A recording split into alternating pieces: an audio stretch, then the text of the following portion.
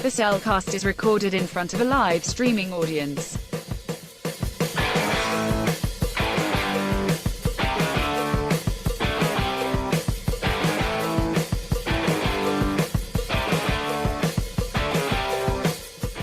Hello and welcome to another episode of The Cellcast Rewind. Joining me today is a man who somehow was able to decrypt a 256 encryption key in his head. Welcome, Jacob. Man, sometimes I just don't understand my own genius. Man. I just don't get it. Sometimes it just comes out of thin air. It's like, boop! And then the 80 kicks in. It's just like, what was I doing again? Well, I just assumed it was a fluke. It was a fluke. Okay. Well, I mean, you're not... this is a poor assumption on my part. I assumed you weren't a math guy. I'm not. Okay, then. But like, hey, strokes of genius pop up every once in a while. Either way, why you think you're going to introduce our co-host? A man who, he got stuck in the digital world again. Welcome, Drew. Deedlet, what did I tell you about opening portals? Sure. I believe that when I see it. I'm not the only one getting picked on here, people. Apparently. I mean, the internet is a scary place when you don't know where you're going. Yeah. Definitely in the land of Oz. Yeah, don't go down the red brick road. Yeah, and whales who do nothing. Exactly. Anyway, yes, we are re-reviewing Summer Wars tonight, a movie that sadly is hard to find if you don't already own the Blu-ray. Yes. Oh my word, it is out of print. Yes. And it's not streaming anywhere except for Vudu. On Vudu. Vudu. Really? Yeah. When's the last time you heard that streaming service's name? Very long time. So, yeah. So very interesting. And you have to rent it there. Yeah. So interesting story when it came to, so we started talking about doing the rewind of this episode. I was like, you know what? Be like, he mentioned, like, you're going to go buy this movie, right? It's like, you told me at one point you were thinking of buying it. Yeah, because it's a really good movie. It's got its flaws, but it's a good movie. Yeah. So be like, I do my deal. Let's just go to Amazon to buy the movie. Be like, you can buy a UK version for like $24, which may work in this region. You try to find one in region 1, which is the United States, and $250. Yeah, you're but like somewhere on the low end, somewhere between like 60 to 200. It's like this which is insane. Tells me I am so happy that I paid $20 for it 15 years ago at Hastings. Oh, how I miss the Hastings! Oh my gosh, rest in peace, Hastings. Be like that was the store. Oh my gosh, you're not kidding. The movie that I would go like every Friday and go buy movies because it was the ADD dyslexia thing, just like impulsive things. It's like go buy movies all the time. But anyways, so long, Out of curiosity, because I did not think to do this. Ruh-roh. Did you think to go back to our old Summer Wars episode and get our ratings? Yep. Interesting story with that. So be like, that was on my mind. And then I got distracted. So no, I haven't. Okay. Because I'll be like, on the off chance that I think I might have done something one time, I'm going to look for something real quick. But I suspect it's not here. I strongly suspect it is not here. So we might have to pause in the middle of there everything. May be an edit here. There might be an edit here or there to find what we rated this movie back in the day, 3 to 4 years ago now. 4 years ago? Yeah, 4 years ago. So I probably would have done this as a spreadsheet. Probably. If I did it. So for those who have watched Summer Wars, are lucky enough and blessed enough to actually have a copy of this film and not having to go and either buy a copy of it, which would cost you an arm and a leg, and B, don't pirate. Never pirate. No pirate. Arr. If you can help it. Yeah, if you can help it. Because there are some movies, some TV shows we just no longer have access to. So I think in those little gray areas, I'm not saying, go pirate movies anytime you want, but those films that no longer have media releases or digital releases anymore, that you're going to go buy, spend an arm and a leg to find one copy of it. I think it was the Chipmunks movie, Chipmunks Adventure. Yeah, That movie is way out of print. I think it's we had to somewhat cheat on that one. somewhat, but yeah.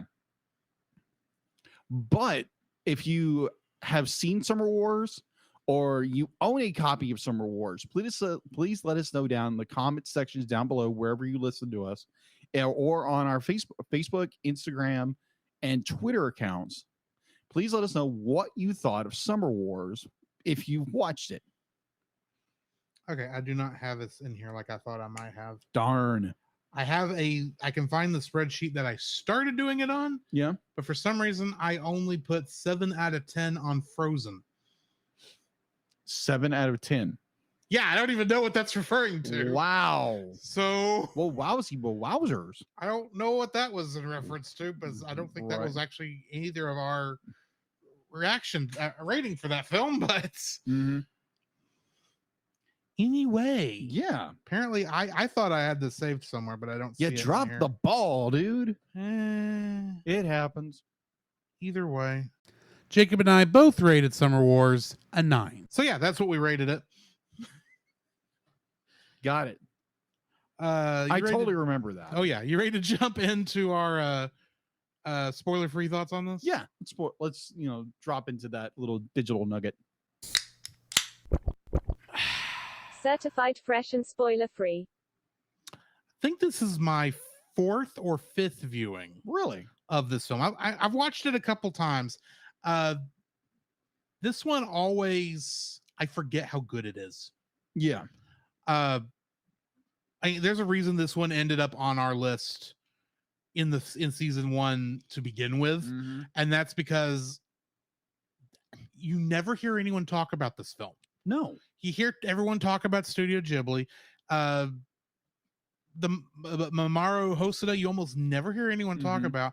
Most people wouldn't even know it's the same guy who did Digimon. Yeah. And so I remember this being such a underrated film that nobody talked about, and I felt we needed to review it. And we didn't know how long the show was going to last. That's true. I got it on the list as soon as I possibly could, and that's why we got to review it within our first year. And plus, the roles came up good for that one. Oh yeah, those years when we did. That was back when we still were rolling for movies. Dice. Yes.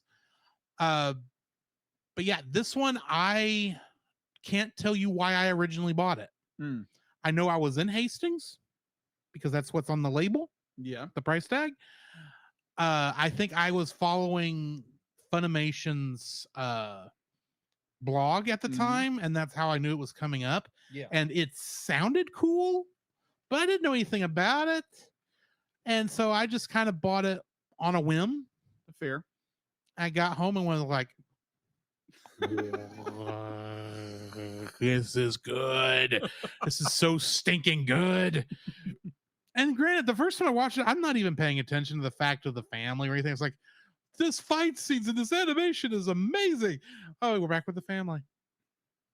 On the first viewing. Okay, fair enough. The first viewing, when I was still in my early 20s. Nowadays, it's like, I don't even care about Oz. Let's just throw Oz out. Just let me hang out with this family. Yeah, that's the thing where, like, when you're in your 20s, definitely you're a guy, it's like, oh my gosh, the action is so cool. And then like you kind of mellow out into your 30s, and you mellow even further, like me, into my 40s.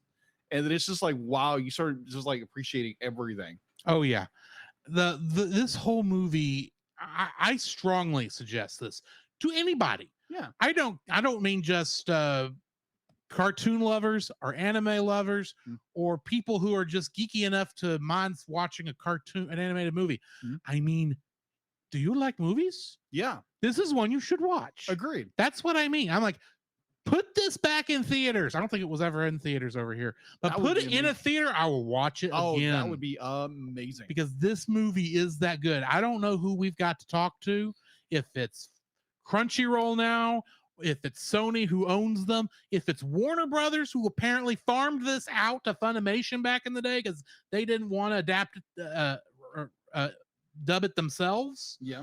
or do we got to go all the way back to Mamoru Hosoda to get this thing back out? This film should be easily to get a hold of, and everybody should watch it. Kind of like James Cameron and a lot of his other stuff.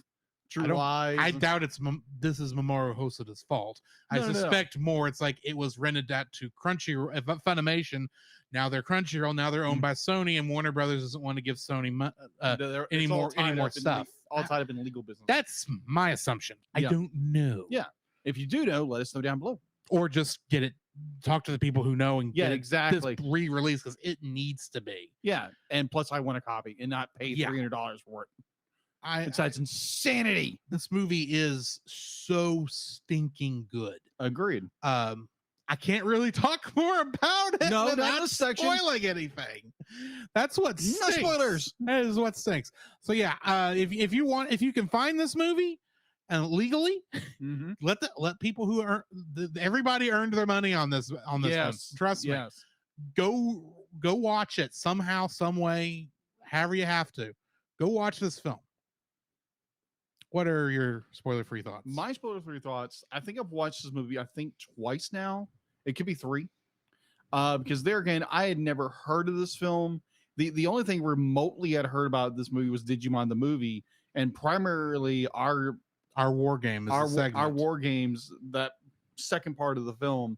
And I think the third movie, the Gold Egg movie, I think that's also the second director, I think. But he did the first part of it with Ty and his little sister. Yeah, with the big Digimon. Yeah, he did that one. I don't think he did the third one. Oh, okay, that makes sense. He did the first 2, but not the third one. Oh, okay. I had a reverse. So, anyways, so I'd watch that, and it's like, wow, that is really, really good. And then this guy recommended it for the show.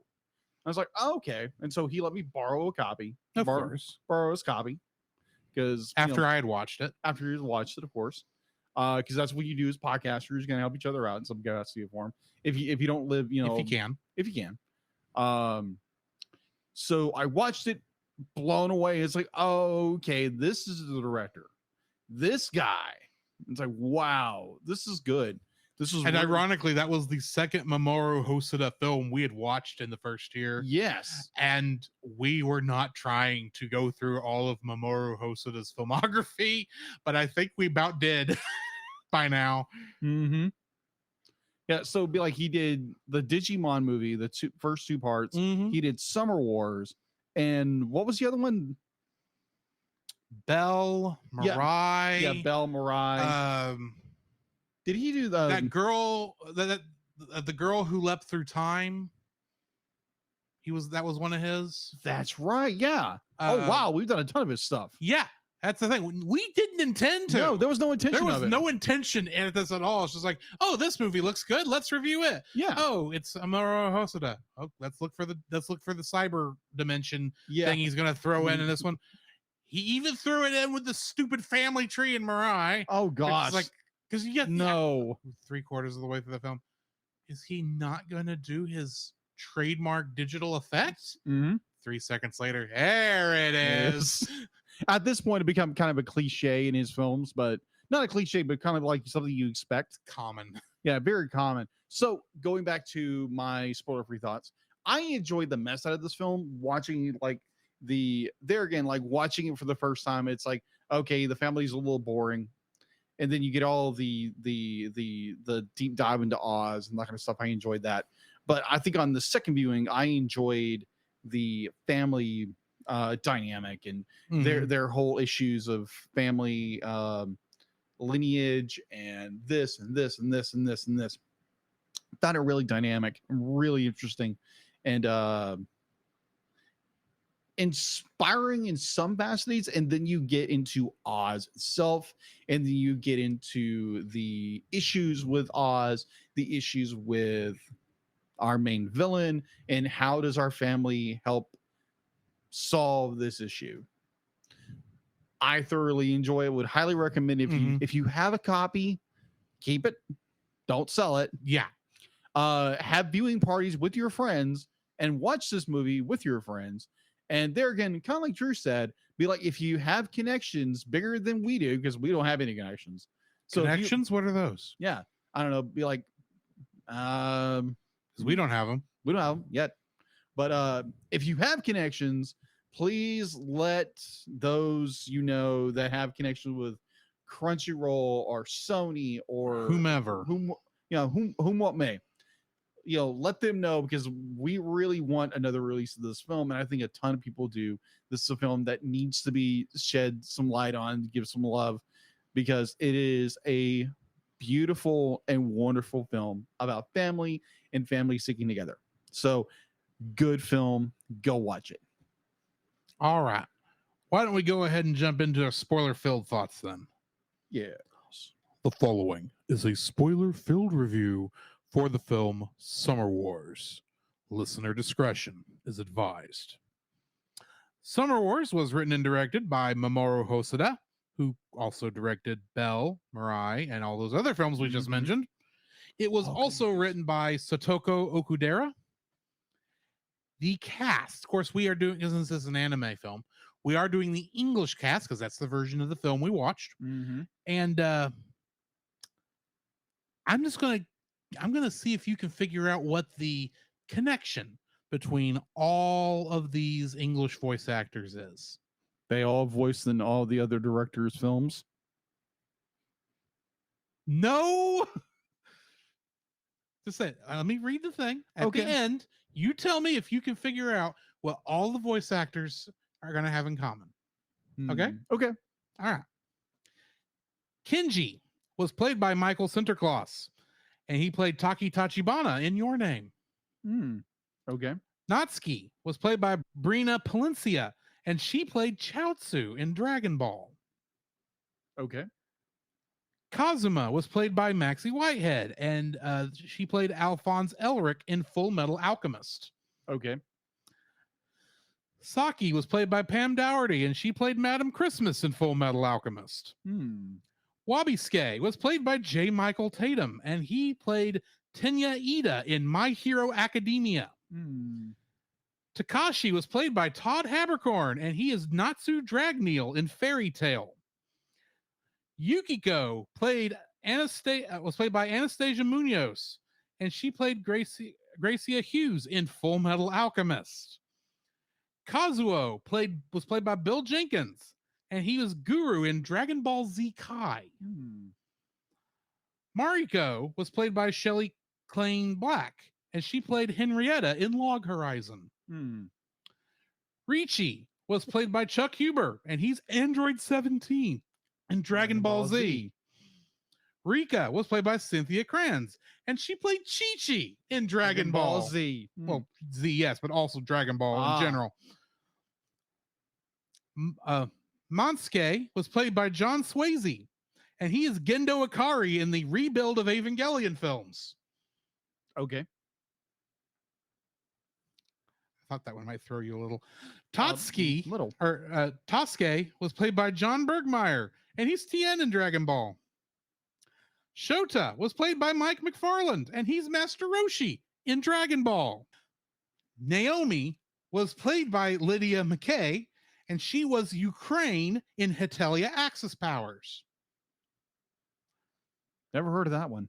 You never heard of Hetalia? No. I need to introduce you. Ruh-roh. Kiyomi was played by Jennifer Seaman, and she was Takias in Ragnarok the Animation. Mansaku was played by Barry Yandel, and he was Henry Henderson in Spy Family. Yorihiko was played by Robert McCollum, and he was Rainer Braun in Attack on Titan. Kunihiko was played by Patrick Seitz, and he was Germany in Hetalia Axis Powers. Katsuhiko was played by Chris Sabat, who is Piccolo and Vegeta in Dragon Ball. Norito was played by Colleen Klinkenbeard, and she is the voice of Monkey D. Luffy in One Piece. Nana was played by Caitlin Glass, who is Damien Desmond in Spy Family. Yumi was played by Monica Rial, who is Bulma in Dragon Ball. Ryohei was played by Jason Lebrecht, who played Jace in Dragon Ball Z Kai.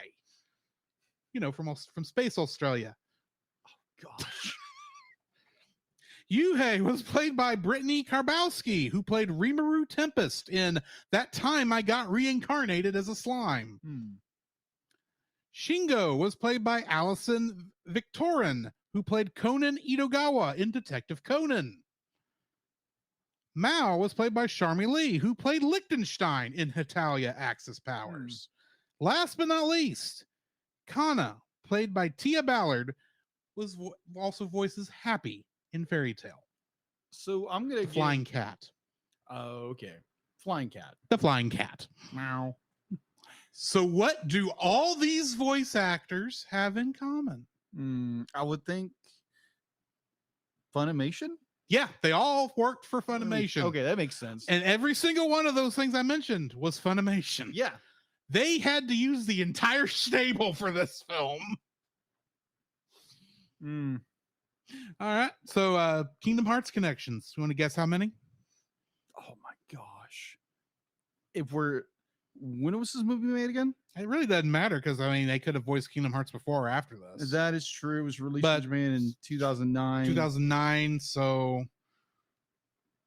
but also bear in mind, well, yeah, you could have English or Japanese. So yeah. English, Japanese, or orchestra, or anybody connected with this, because that's how this little segment Well, goes. I tend not to use the musical stuff or the background stuff unless I have nobody else to go to. Oh, okay. So I would probably, a good guess, probably 7, 8. No, lower. 5. Lower. 1. Higher. 3. Lower. 2. 2. What? I had 2. What? One in English and one in Japanese. Okay. The English one was Patrick Seitz, who plays Kunihiko in this. He was additional voices in Kingdom Hearts. Okay.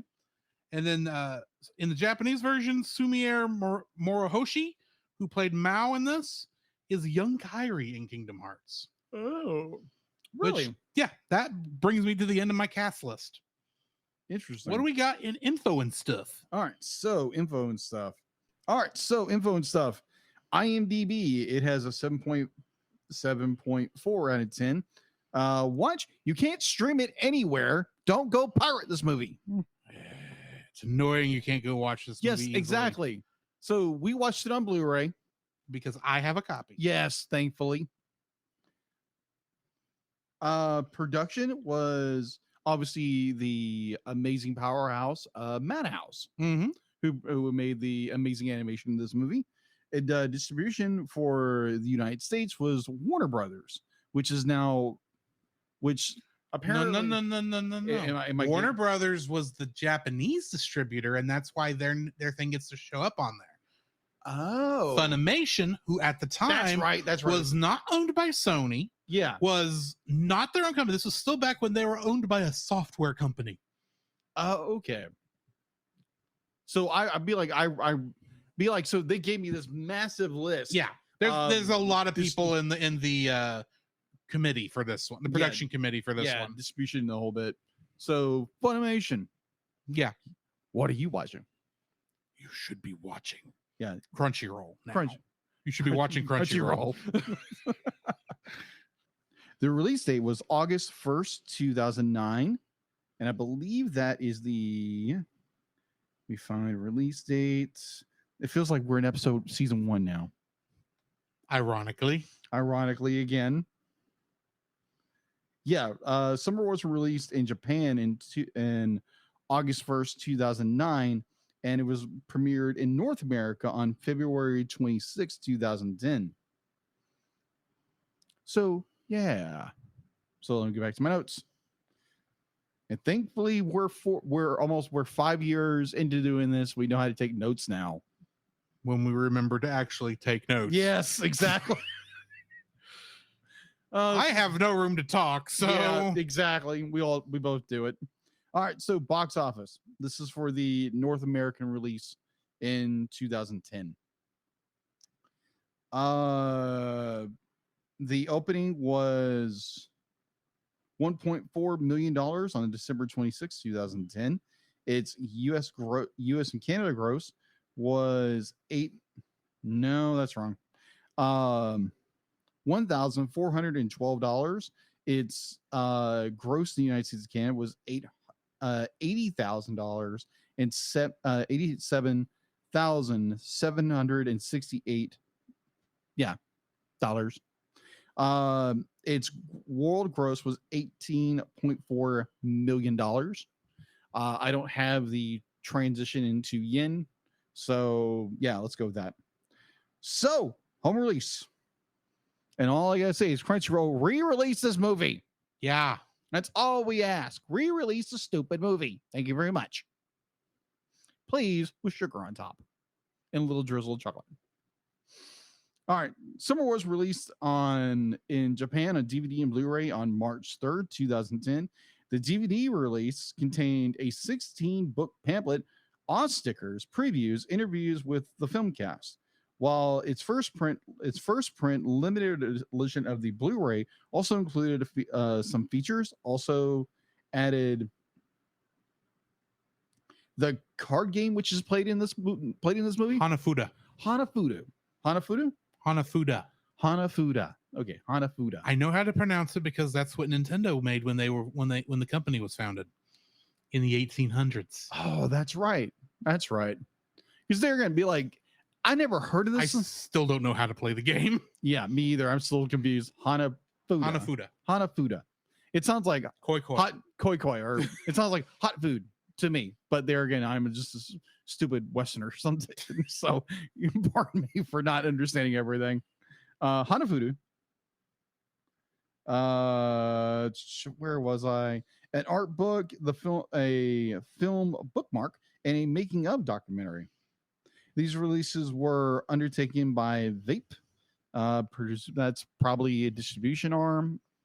Mm-hmm. Its first week release of the film became the top-selling Blu-ray in Japan, with an estimated 54,000 copies sold, and surpassed the previous record of Evangelion 1.0. You Are Not Alone. As of 2010, the film is the second highest Japanese Blu-ray debut overall, followed by Michael Jackson's This Is It. Based on pre-orders, Summer Wars was expected to eclipse the sales of another sequel film that I just mentioned a second ago, Evangelion 2.0. You Cannot Advance. Yeah. On its release in May. Summer Wars also topped the Oricon animation DVD charts with 55,375 copies sold in its first week. The Japanese Blu-ray release of Summer Wars was nominated for a Digital Entertainment Group of Japan, DEG, and Japan award for best interactivity. In Europe, the DVD and Blu-ray was released on November 26, 2010 by Kaizi. Am I butchering that wrong? British distributor Manga Entertainment announced in sorry, apparently I got a fly in my throat. Announced in January 2010 that they had licensed Summer Wars in the United Kingdom, and was released in March 2011 in North America. Funimation released Summer Wars on DVD and Blu-ray for the first time on February 15th, 2011. The North American DVD and Blu-ray release included previews and interviews with various cast members. The first copy included art cards to get out enough copies to meet demand, so did not ship with the Oz O cards. Apparently they're cardboard slip cover. Yeah, O card. That's the little. That's right. Yeah. That's right. Thing. Right. Yeah, like on that one. Let's see. Yeah. So yeah, that's all I have for info and stuff. There's no sequel, far as I understand. Unless you count all of Mamoru Hosoda's other Yeah, that's true. films. Because sometimes, like when you have a director artist like that, they kind of throw everything into one, Right. make this a multiverse. That Hosoda hasn't actually done that. But anyway, You never know. getting into the summary for this. Kenji Koiso is a young student at Kuonji High School Poor with Kenji. a gift for mathematics and a part-time moderator in the massive computer simulated virtual reality world Oz, along with his friend Takeshi Sakuma. One day, Kenji is invited by fellow Kuonji student Natsuki Shinohara to participate in her great-grandmother Saki Jinouchi's 90th birthday. After traveling to Saki's estate in Ueda, Natsuki introduces Kenji as her fiancé to Saki, surprising them both.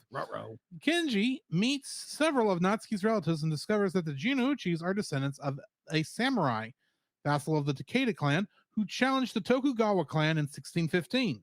He also meets Wabisuke Jinouchi, Natsuki's half-great uncle and computer expert who has been living in the United States since stealing the family fortune 10 years ago. Kenji receives an email with a mathematical code and cracks it. However, his actions inadvertently cause Oz's love machine, that's the AI that somebody made, to use Kenji's avatar and hack the infrastructure with the encryption Kenji had inadvertently cracked, causing widespread damage.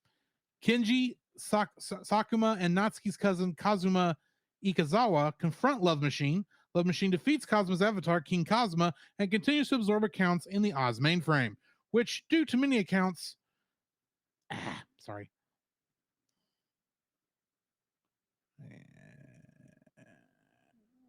It scrolled up on me. Never fun.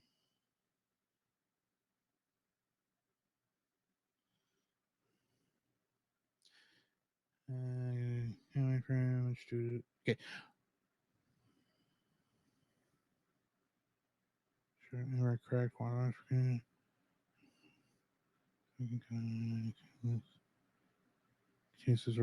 Okay. Which, due to many accounts being connected to devices for public infrastructure, allows Love Machine to cause catastrophic traffic congestion and the disabling of electrical devices. Two of Saiki's relatives, Rika and Shota Jinouchi, discover Kenji's involvement. Shota arrests Kenji, but the congestion causes Natsuki to return them to the estate. Saki calls associates in important positions in Japanese society and relatives who work in emergency services, encouraging them to work their hardest to reduce chaos and damage, comparing the situation to war. Kenji is able to return control of the mainframe to the moderators and engineers, while Sakuma discovers that Kenji actually misspelled one part of the code. Wabisuke reveals that he invented the program and sold it to the United States Armed Forces for a test run and expanding it into virtual intelligence. Saki later encourages Kenji to take care of Natsuki during a koi match. The next morning, Saki is discovered dead by Kenji and the Jinouchis. Her youngest son, Mansuke, explains that she had angina and that Love Machine had deactivated her heart monitor. Kenji, Sakuma, and most of the Jinouchis form a plan to defeat Love Machine with a supercomputer using ice blocks as a coolant, while Natsuki and the others prepare a funeral for Saki.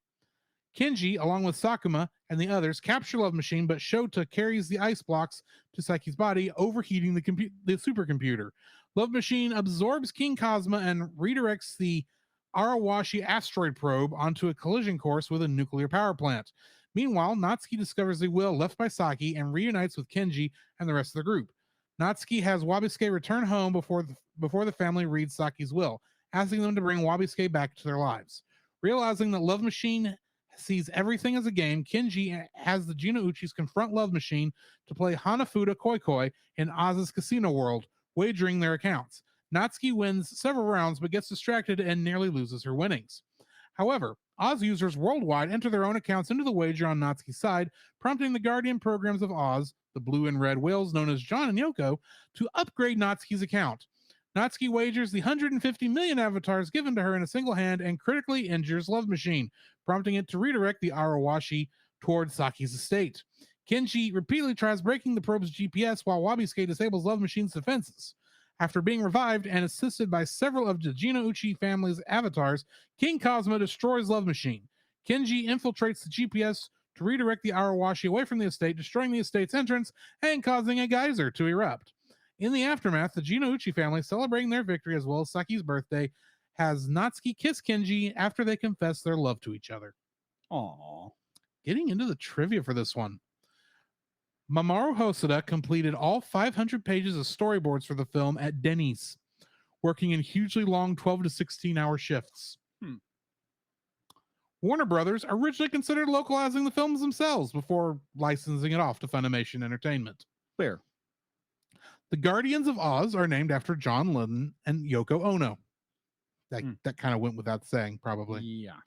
The grandmother's birthday, August 1st, is a clear reference to Odaiba Day, a holiday celebrated within the Digimon fandom that is recognized and acknowledged by many Digimon media producers. Huh. The director to Summer Wars, Mamoru Hosoda, has a history with working on and directing Digimon media, most notably a movie he directed, Digimon Adventure, Our War Game, localized theatrically outside of Japan as a part of Digimon the movie, which shares a very similar art style, themes, and plot points to Summer Wars. Lastly, the name of the rogue AI, Love Machine, is a pun. Really? AI, that spells I in Japanese, and that word means love. Really? So the AI is Love Machine because it's an AI intelligence. Womp womp womp. It's a bad pun. It's a bad pun, but it works. It works. So yeah, that's all I've got for the trivia. What is your first like for this film? My first like, I guess, would probably change from my first like when we first viewed this film, is the family dynamic. You have poor Kenji, right? Yeah, Kenji. Yeah, Kenji, who gets roped into something he does not understand and winds up being such a dynamic and helpful part of the situation, where he is roped into, oh, I get it, I'm visiting my grandmother, and doesn't tell him anything until he is pleasantly surprised that he's supposed to be the boyfriend or the fiance. Fiance. That would be like poor Kenji. Or Kenji? Kenji. Poor Kenji. Yeah, poor Kenji in this moment. It's just more the poor guy doesn't know what he's doing, and then he gets roped because then he like his thirst to crack codes and for math, solve math problems. He apparently was going to represent Japan in the Math Olympics. Yeah, Math Olympics would be interesting. Like, hey, I went to the Olympics. The Math Olympics. Oh, okay. You didn't throw a javelin. Okay. Cool. Well, numerically, I did. Numerically, I threw a javelin. Womp womp womp. Moving on. Yeah, moving right along. Dig-a-doom. All right. So, I enjoy the dynamics of this family. You have the grandmother who is 98, 99, 90. She's 90 years old, and sharp as a tack. Oh my gosh. Reminds me of my grandmother on my mother's side. Oh my gosh.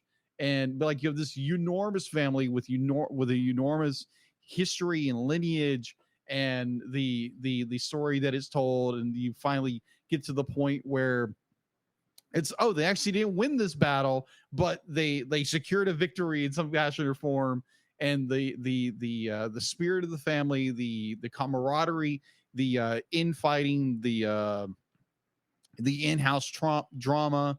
And just be like, I enjoy because there again, my first viewing is like, oh my gosh, the battles within Oz are amazing. Oh yeah. And then you be like, this kind of it marinates on you, and you start to love the A plot instead of, I guess, would you call it the A plot or the B plot? I mean, really, the plots are the same. Yeah, there's a lot of stuff going on in this film. Don't get me wrong, agreed.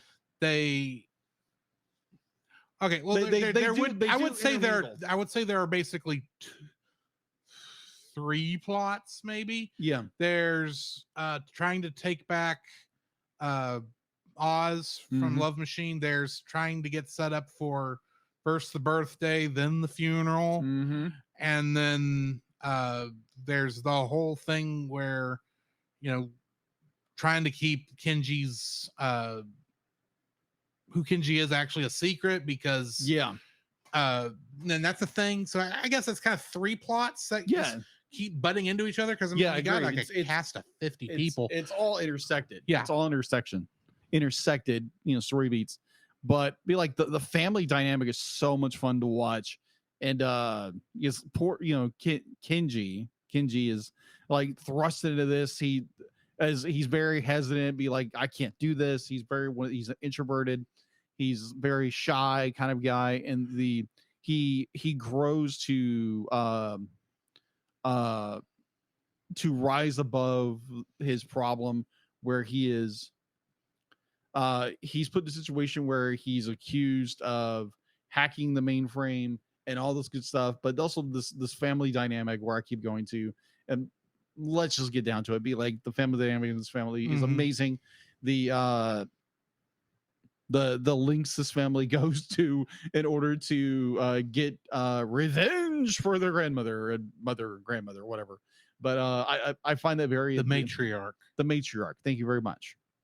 To get their revenge for their matriarch, and I find that very intriguing. So yes, the family, all 50 of them or something, or however many there are, or how many of this big family there is. So when we reviewed this movie back in 2001, I gave it the subtitle Koi Koi. Yes. And the reason I did is because I'm going to be perfectly honest with you. At the end of this movie, when we're in the big climax and they're trying to win back all the avatars and such, I'm kind of right there with them going koi koi with the rest of them. It was because this movie does such a good job of not just introducing you to every single member of this family. Agreed. To the point where you know who all of them are. Yeah. You may only see some of them for like 2 seconds, and some of them may only have a grand total of 3 lines throughout the entire film. But you know who every single one of these characters are. You may not know who's related to who, but let's face it, when you meet a whole new giant family, you never have those connections exactly caught up in your mind. Yep. So you feel like you're just right there along with Kenji, and it kind of feels like, especially in those last minutes, you're part of the family too, in a strange way.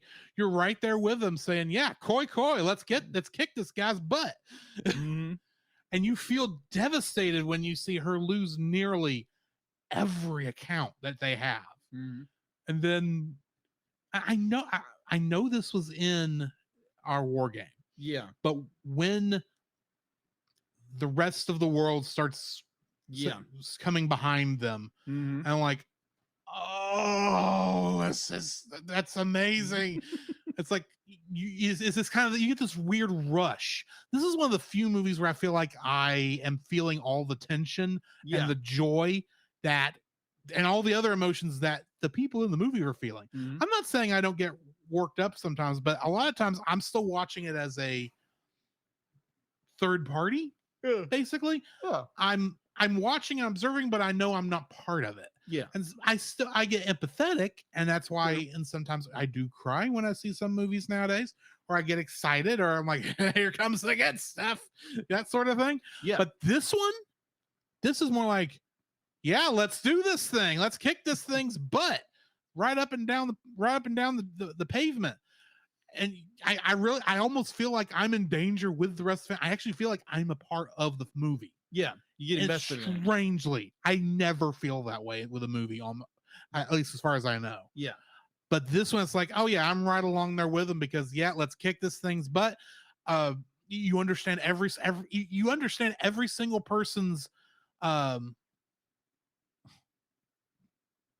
why they're acting the way it is, and you understand it. Yeah. And I'm like, this movie is so stinking good.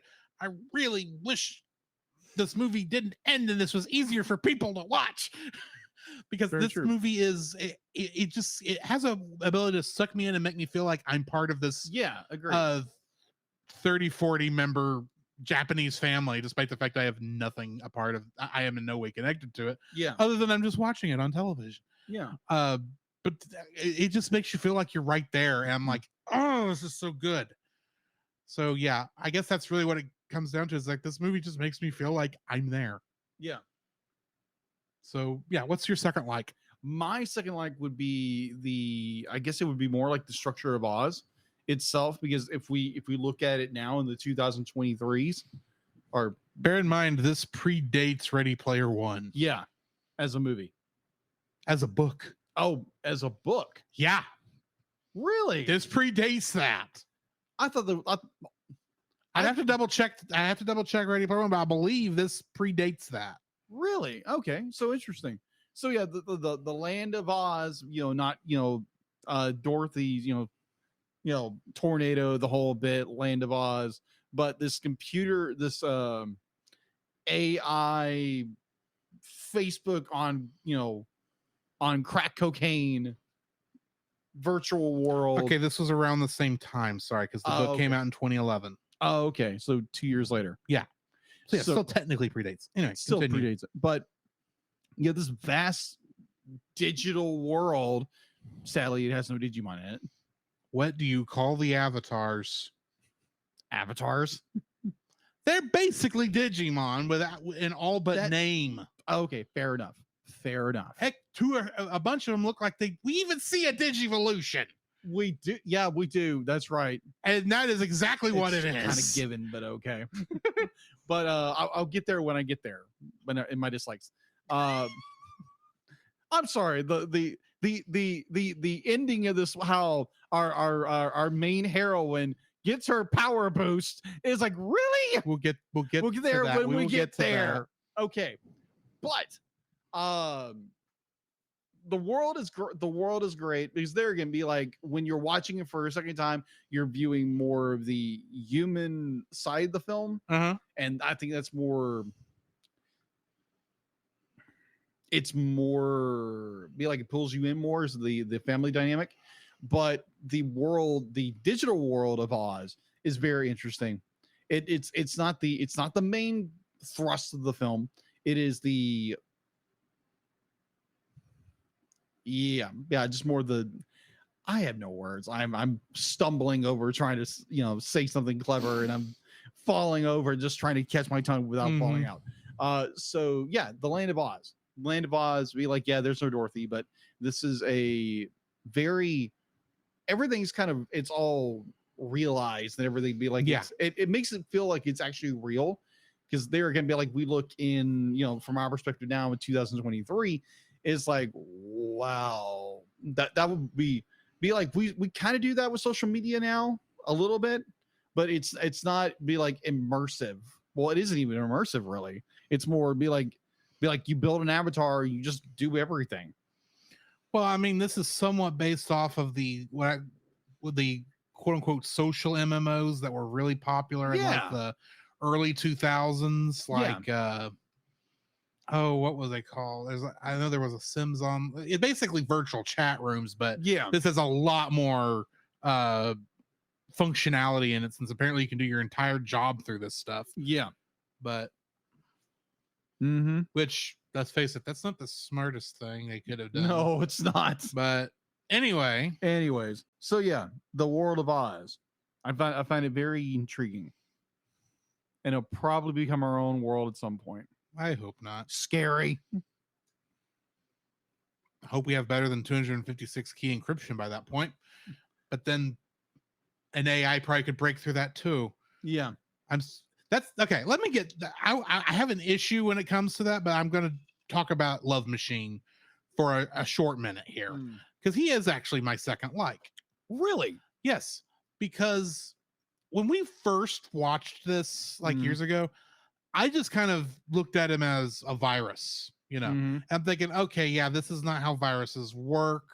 This is so imaginative. It's not even funny.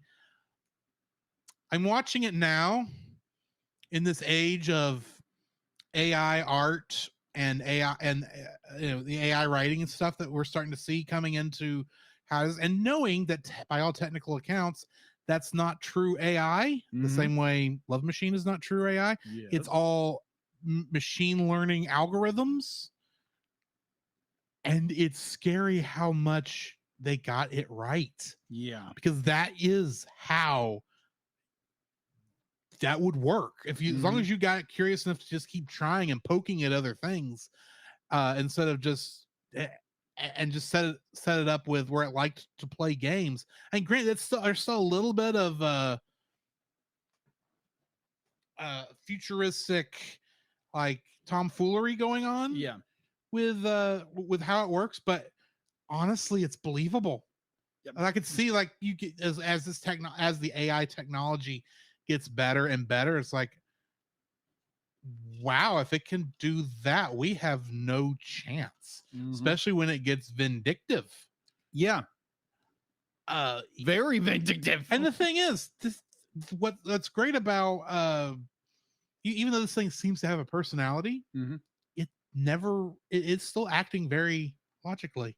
Yeah. Because it's not getting revenge when it throws the satellite towards their estate. It's not doing that in vengeance. It can't do it in vengeance. It's a logical, it's just ones and zeros doing what they were programmed to do, and that's take out everything that will stop it from doing its job. Which it's like, wow, it's like you can tell it's just a force of nature that we created. And ironically,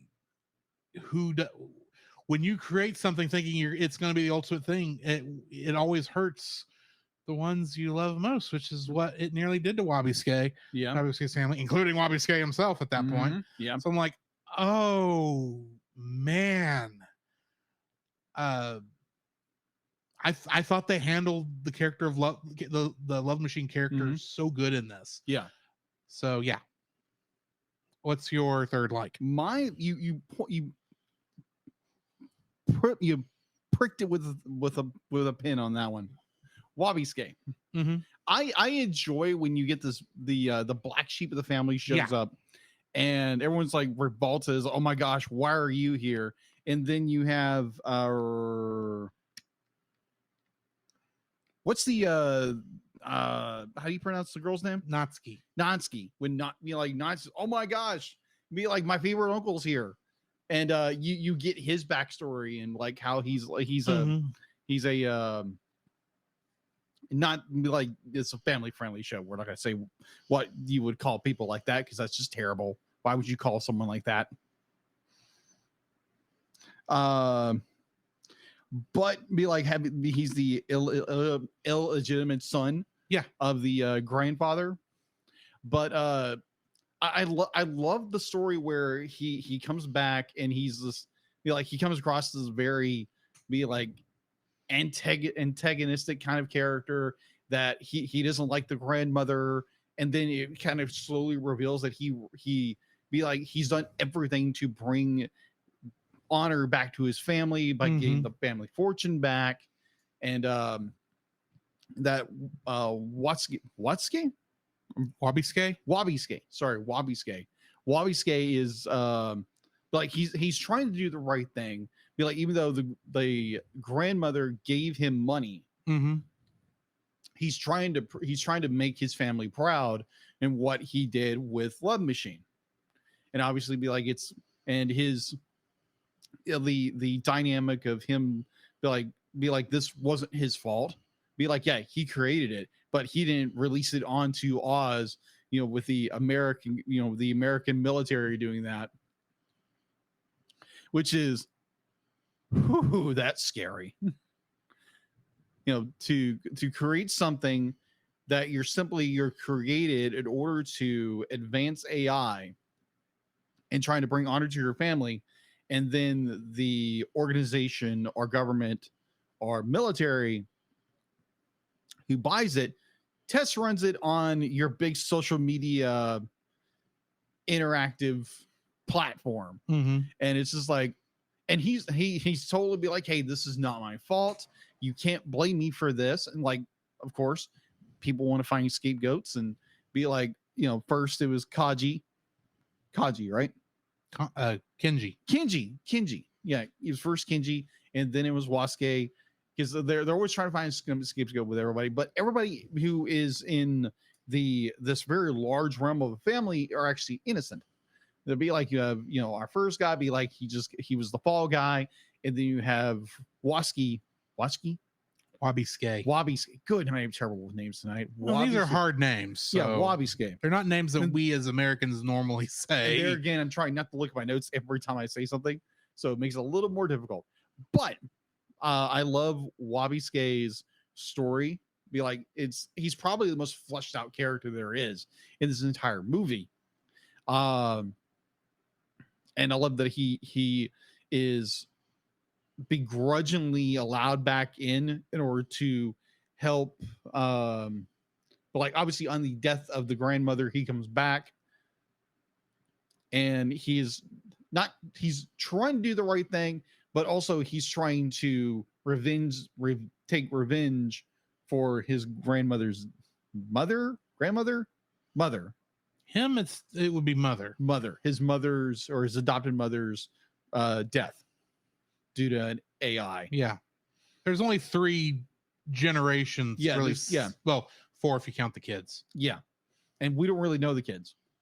Well, they get something, but they're just still kids. Yeah, they're just, they do what kids do at family reunions. Yeah, that's true. Run around, be in the way, and say, "Oh, we're not doing anything." Right. Like we haven't been there before ourselves. Yeah. Mm-hmm. But oh man, I remember those times. They were so much fun. Anyways, so yeah, it was the Wabi-Skay. Wabi-Skay. Thank you, Wabi-Skay.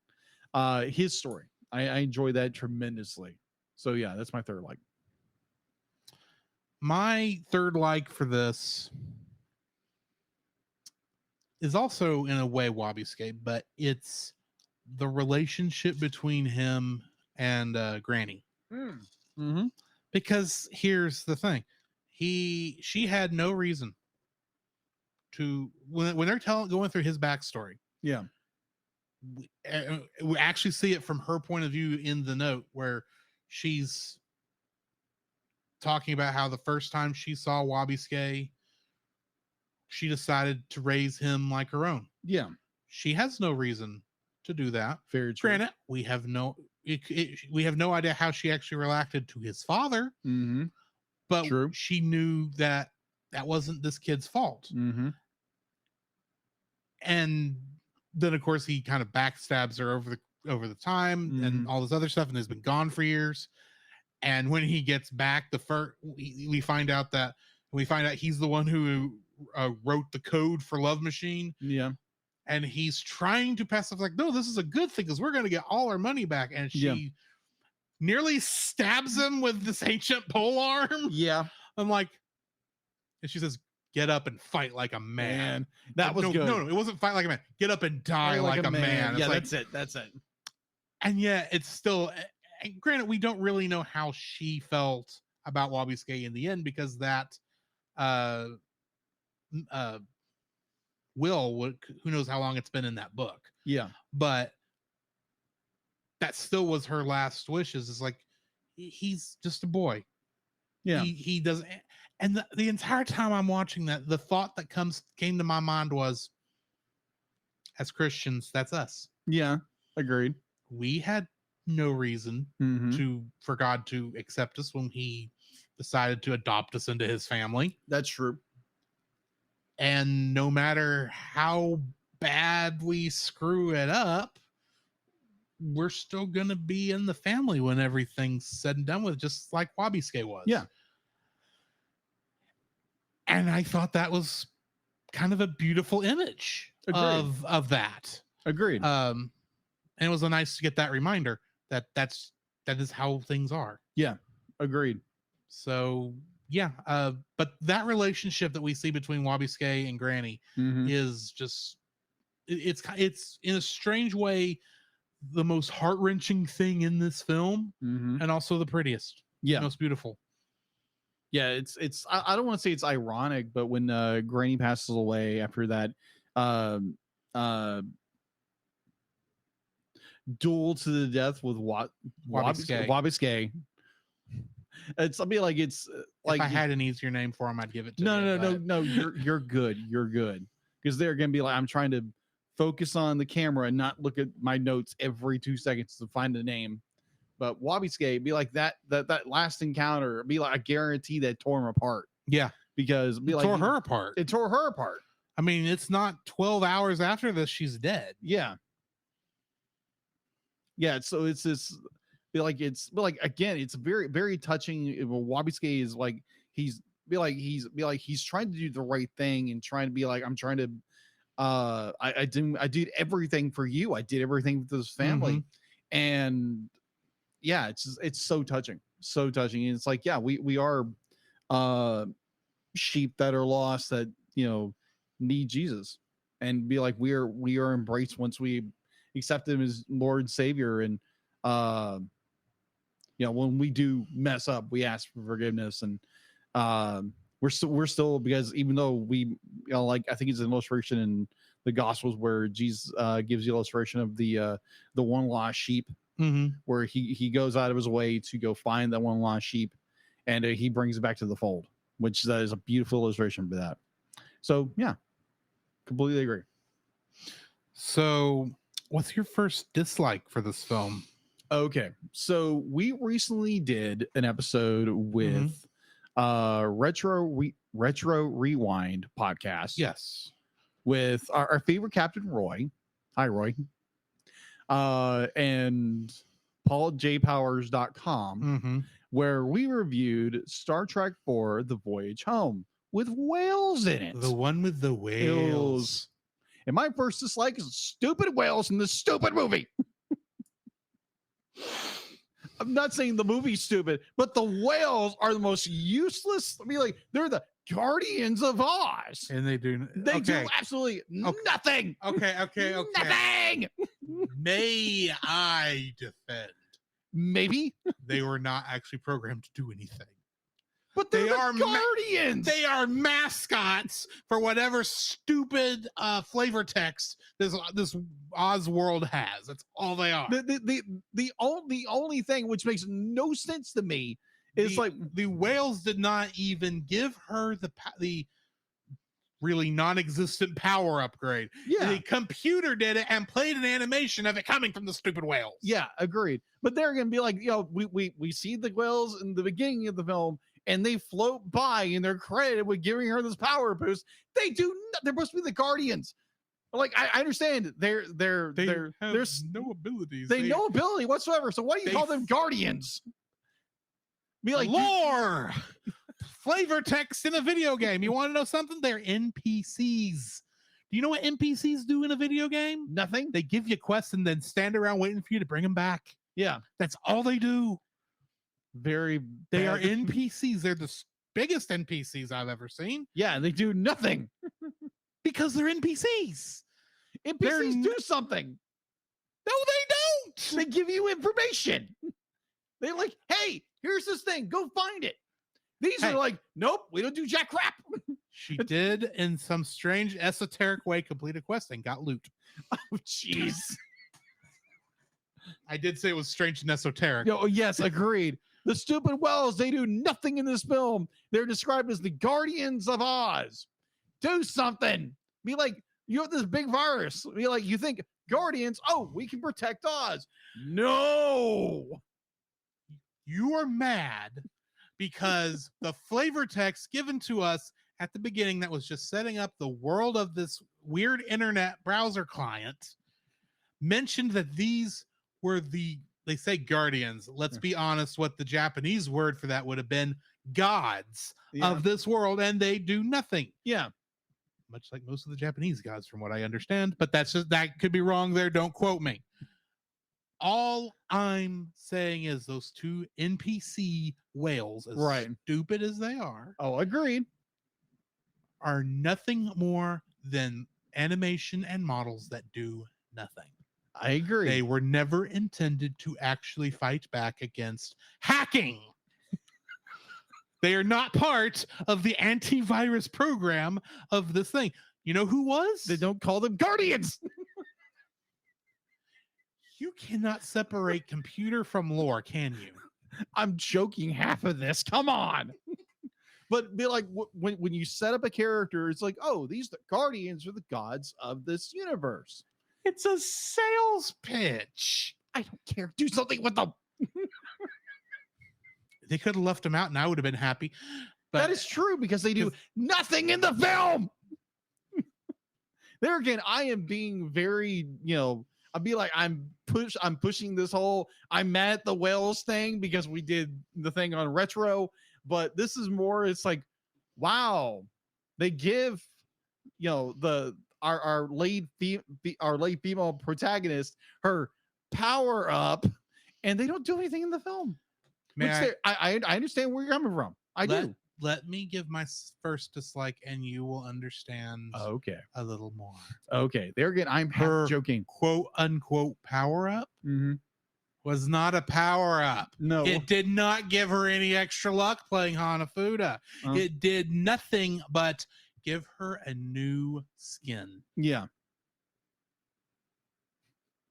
Then they treat it like she's become a diva, a golden goddess diva. Yeah. It's like, no, she's just got a new skin.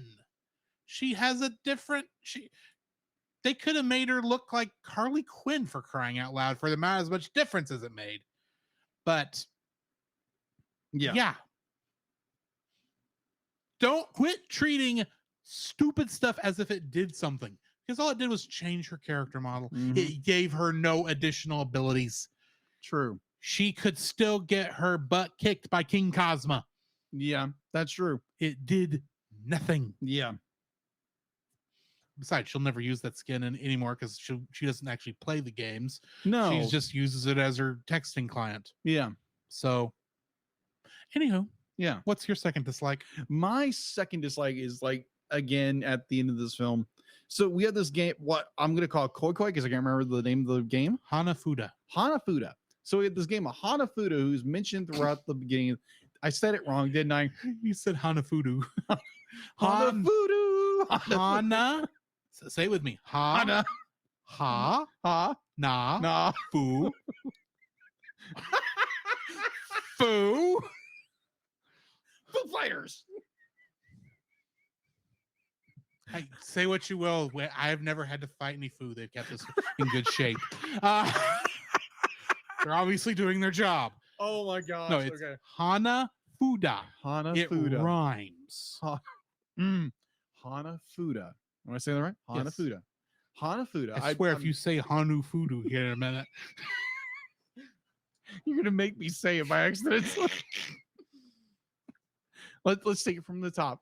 Hanafuda. Talking about all this is staying in. Hanafuda. And, like, I never heard of this game until I watched this movie. So well, why would you? You have no reason to know Japanese poker. Exactly. That's good. That's the other thing I'm going to bring in. So it is basically Japanese poker. Yes, yes, I'm getting there. So Hanafuda, I'm saying that right? Yes. Hanafuda is, it's, like Drew said, it's a form of gambling game, and apparently everybody in this family loves it. The grandmother, everybody loves it. So the point of, they bring Hanafuda, and the point where they're like, oh, they've be like, oh, here's all our avatars, but we can beat you in Hanafuda. And so the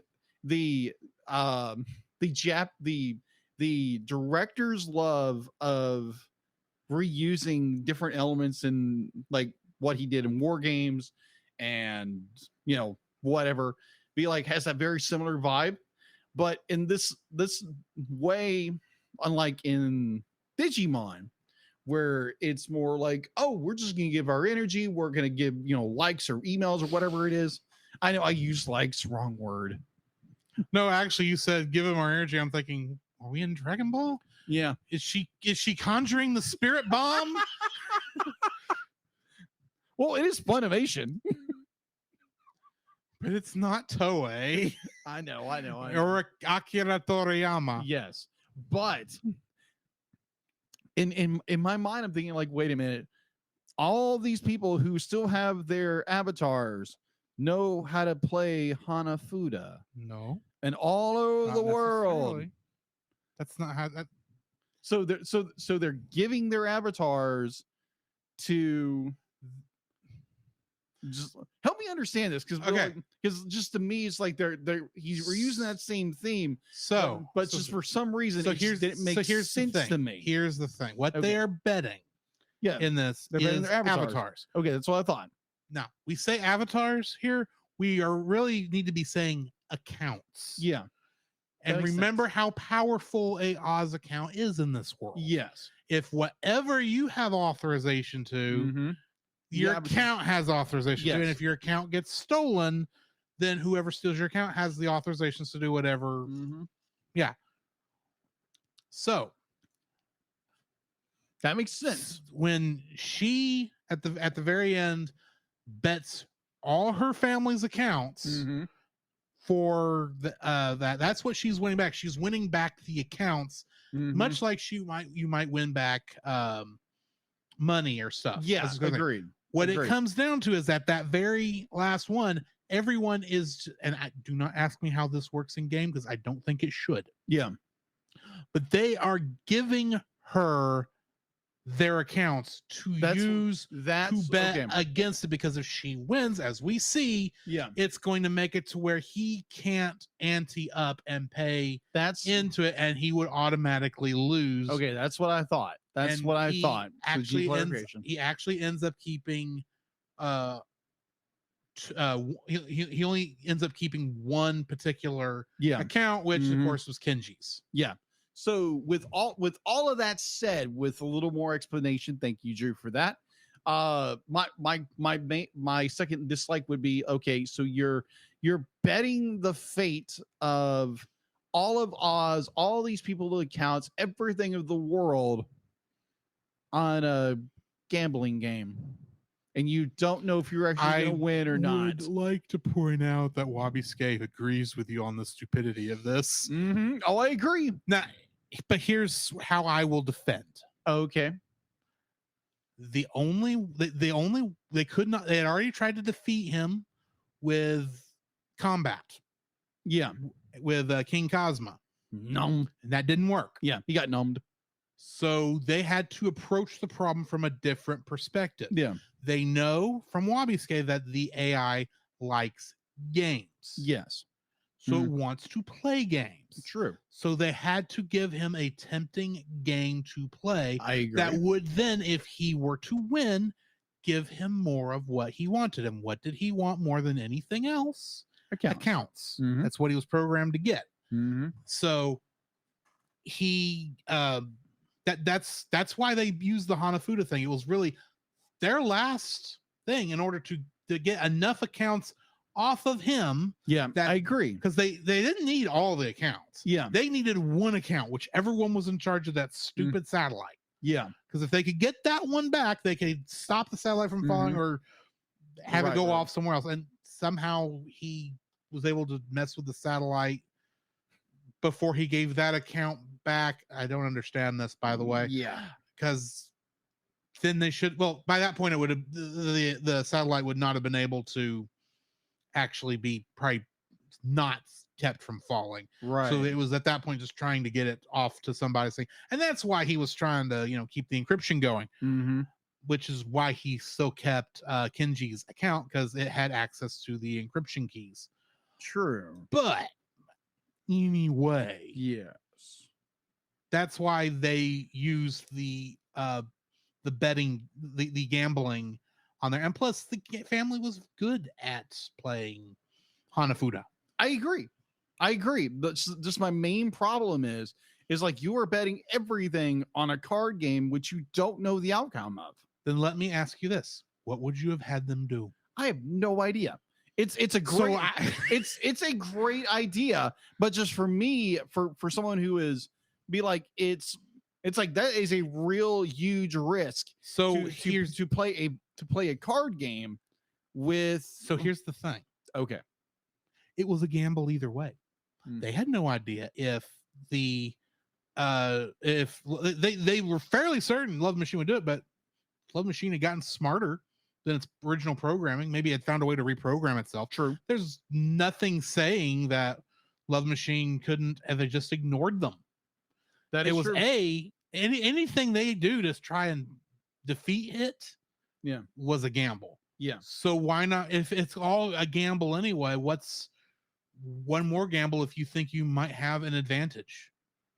I agree with you there. Now, granted, had that game gone on much longer, Love Machine probably would have learned Hanafuda to a point where they would not be able to defeat him. Yeah.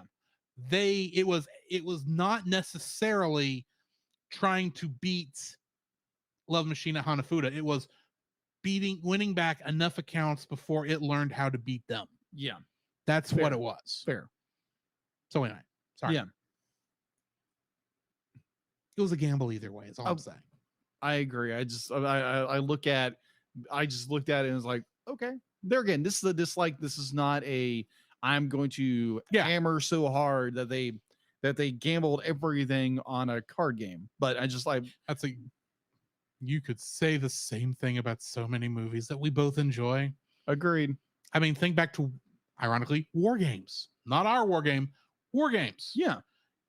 They bet the entire world on teaching the computer that tic-tac-toe was impossible to win. Yeah.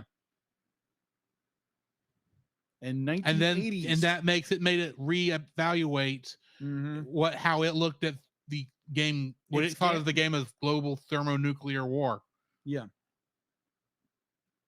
It's still a gamble. There's nothing saying that could have worked. That should have worked. Agreed. So yeah, that's I'm not saying you're wrong for disliking it. Yeah. I'm just saying, what else would they have done? Yeah, agreed. Well, I there again, I enjoy it. I just like, to me, it's just more like, I don't know. So there again, it's a slight dislike, because there again, I don't have a whole lot of dislikes about this movie. So the Wells was more like, we're talking about Wells now, because we talked about Wells earlier. And I just thought it was a really, this. And then my second like was like, oh, they're gambling to save the world. It's like, meh. There again, that's my second dislike. Nothing real serious. Just like, okay. And plus, I'm playing it up because I like to be goofy. Yeah. All right, what's anyway, your second dislike? My second dislike for this film. How on earth? Okay, so here's the thing. We're set up that Kenji was going to represent Japan in the Math Olympics. So we get the idea that he's extremely good at math. Apparently. That makes it make perfect sense as to why he was able to break Oz's encryption without realizing that's what he was doing the first time, even though he missed one letter. Yeah. That was just dumb luck in reality. Yeah. But so that's believable. Yeah. Getting it a second time, it's like, wow, you really are good at math. Kudos to you, kid. The third time. Okay, this is starting to get ridiculous. But at least every single time you've done this, you've done it with pencil and paper. Mm-hmm. You calculated it that way to check your work and everything. The fourth time, where you did it in your head, you expect me to believe this guy is so good at math. Yeah. He can defeat 256 character-based encryption, not once, not twice, not 3 times, but 4 times. And that last time is when he's under extreme stress and doing it in his head and typing as slowly as he possibly can. And they have 2 minutes, or at least a minute. I'm like, they're stretching this out a lot. Oh yeah, but I'm still looking at it going, okay, if you can do this, there is no reason anyone could have beaten you for the Japanese team of Math Olympics. You ought to forget that. You ought to win a Nobel Peace Prize for doing this. Because you did all that in your head on that last one. And it's unlike the first one, which would have been based, which we saw was based at least on some form of human writing, some poem or something. I do believe the computer one's going to be complete gibberish when you translate it out. Mm-hmm. And he does it 3 times? Once in his head? There's believability. Yes. And then there's absolute ridiculousness. And unfortunately, as much as I love the rest of that last bit of climax where we're seeing that time coming down, and he's like going, Yeah, it's like, I'm sorry, I'm not believing that you're able to do this math in your head, especially since I see no order of operations. Yeah, I just see random numbers. Granted, I don't know math. I'm not a math guy. But yeah, I just have a hard time believing this guy was able to beat 256 in character encryption 4 times. Yeah. Now, granted, I am also assuming the code changed each time, which it should have. Yeah. But anyway, what's your third dislike? My third dislike, now granted, this is like a nitpick because towards the end of this movie, things like all your years haven't been they're ridiculous. Whales. The second one was that'd be Whales here. Yeah. Wells, card game, and my third, a falling satellite. So a falling their big premise is to stop the falling satellite, which is apparently a nuclear weapon. Okay. Am I saying that right? Okay, It's a nuclear weapon. Am I saying this right? They did not say it was the nuclear weapon. It really wasn't a nuclear weapon. It was supposed to be a nuclear vessel. It wasn't a nuclear vessel. That was supposed to kind of just be a telescope that had some kind of capsule that it could send back to Earth, and it would use the GPS signal to get it there. The problem was that Love Machine had so many of these things targeted, and 95% of them were nuclear power plants. Yeah, that's what I thought. That was the problem. That was if it had hit a nuclear power plant, might as well be a nuclear weapon. Yeah. That's why that's what I thought. That's why when it blows up the entrance to the place at the very end, there's not like a mushroom cloud over the thing as they're singing happy birthday to dead granny. Yeah. That's what I thought. Is like, thanks for the clarification. Because I kept thinking it was like, it's not nuclear, so it's a bullet coming down the planet. Pretty much. So it would have destroyed the house had it hit it and killed everyone inside. Yeah. But it was not a nuclear weapon. So here's my problem with this. So you have this object falling from space to Earth, and there again, its trajectory is being altered every once in a while. But like, it hits. Be like, these things will probably hit at about 500 miles an hour. Be like beyond terminal velocity. It would be up to terminal velocity, which means it's not falling any faster. Yeah. So my thought was something of that magnitude is going to put out some kind of like electromagnetic pulse when it through the back me up on this. I'm trying to think if a falling object, like a shockwave. There was a shockwave. It nearly destroyed the house too. Yeah. So here's my point. Like, it destroys the house. It almost destroys the house, but the television comes back on. Because I'm thinking it would have knocked out power at least. That's my thought. Not necessarily. But I kept thinking this was not going fast enough, I think, to actually create. Okay, from my understanding, what makes an EMP occur in an atomic bomb is the actual energy output of the bomb itself, of the reaction. Yeah, that's what causes that EMP. It is not necessarily the impact of an object that does that. It did create a shockwave, and the shockwave did injure the house somewhat. But because of the angle of everything, I think of the stuff inside it be more just like a heavy earthquake more than anything else.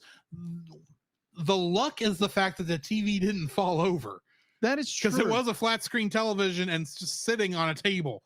Yeah. So that'd be more fortunate. That would be more likely that it should have fallen over than I think stopping electricity. Because admittedly, you can't tell where in that castle, basically, where the electricity is coming in at. That is true. Granted, it would all had to been patched in over the course of the last 100 or so years. Yeah, but it doesn't. There's no way of knowing. The only way I think it would have actually caused what you're talking about Yeah. is if it had taken out a power line.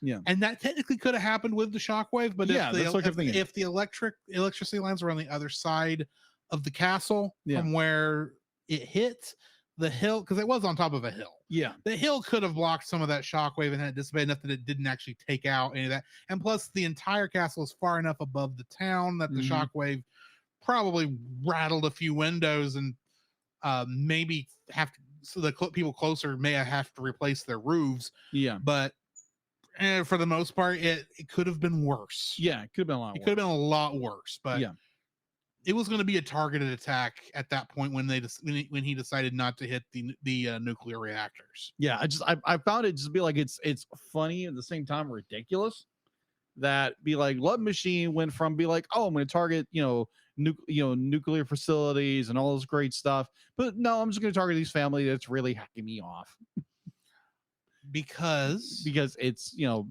from an illogical point of view, the problem from what it could see was not humans. It was this family. Yeah. It was the one that was giving it the most grief. Yes. The most trouble. And so it had to eliminate that part of the problem. Mathematically, that's what it had to do. And it figured out the best way was to take them out, but it didn't. But if they found out too soon, they would have escaped. That's why I think from the beginning, when that timer starts resetting, and it throws up all the pictures of all the nuclear reactors, their house is in there somewhere, but there's so much other stuff there you can't see it, and it was the target all along. Yeah. So, because it was already obviously aiming towards that, there's no way it could have. Yeah. Even if it was heading towards Fukushima, which I'm guessing that would be the closest nuclear reactor to there, it would not have been able to reroute that quickly. It had to have already been heading towards their house. So I would because he could take care of the rest of humanity. It's just one family that's giving him trouble. But also, doesn't it say during that point where it says be like Love Machine seems to be redirecting one of the satellites? Because that satellite was originally being set up to do something else. Yeah. And he redirected it to drop that capsule on someplace on Earth, because it was the only thing really that was a weapon, I guess, that it could do that with. Yeah. Now, the real question is, why couldn't you do that with every other satellite up there? Do you know how many satellites are in orbit? Yeah. And all of them, if they crashed at the same time, would not be good. No, it wouldn't. And all he would have to do is fire every single retro rocket to force it back to Earth. It didn't matter where any of them landed. Yeah. Because he's not going to let them do the retro fire for a soft landing. It's going to haul and hit at the same time. He could even aim it for certain places. He only did one. Yeah. Because he only tried to take out this one family that was giving him a hard time. Yeah. Because it was thinking the whole time. It was never not at any point was it being stupid. Yeah. Oh, believe me, I'm not saying that like any at all this AI was being stupid, but I think the plot at the very end gets a little goes like over the top with everything, but it's good. It's a little over the top, but it's good. That's all. Not over the top, but anyways, I'm not gonna fight you over this. It's your opinion. Yeah. My third dislike for this, and you I think you understand it's hard coming up with dislikes for this film. Yes, agreed. My third dislike for this film, and this is such a nitpick, the baseball mom breastfeeds her kid in one scene. Okay. Don't get me wrong. That's beautiful in certain ways. And this is not done sexy. It's not annoying, but I'm sitting there and you hear the baby crying and she realizes she's got to go feed it. I'm thinking she's going to give her a bottle. And the next thing it's like, that's not a bottle. Well, it is in a way. We don't see anything. Right. Granted, but it's there. And this is just me being kind of prudish a little, I guess. Uncomfortable, maybe. Uncomfortable. It made me very uncomfortable. And like I said, this is very nitpicky. I have 3 weeks ago, we saw a lot worse than this. Yeah. Oh, yeah. Agreed. 4 weeks ago, too. Yeah. But one of those. One of two of those. Beginning of August. True. But yeah, that just it made me very uncomfortable watching it, especially since this is a sad scene. Yeah. I'm like, I'm awkward and I'm like feeling bad that, Granny died and they're having to deal with all this. And you get, and like, mwah. like, I get it. It's like you're doing what you have to do because that's all the family can do in that moment is what they have to do. Yeah, exactly. And putting one foot in front of the other. Mm-hmm. But it's like at that moment, I was like, oh, there's a reason I can't easily suggest this to some people. Not that it's bad because like I said, you don't see anything. Right. But because it shows there a are mother some breastfeeding her child. There are some people who would say you shouldn't do that in public. And I know these people. Okay. And I can't say that, and I can't suggest to those people to watch this film. Okay. Because I would hear nothing else back from it but that. Okay. Just saying it's awkward. And I was trying to find things to dislike about this film. So you chose breastfeeding, which I get. You chose whales and a card game. This is not the first movie we have seen as a part of this podcast where the world's fate was decided on a card game. True. Just no one was going to the shadow dimension this time. Yeah, because they don't want to the shadow realm.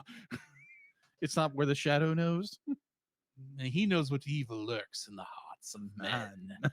Anyway, so what are you rating this film? Oh my gosh, I'm gonna give it a 9. Be like it's a beautifully well done film.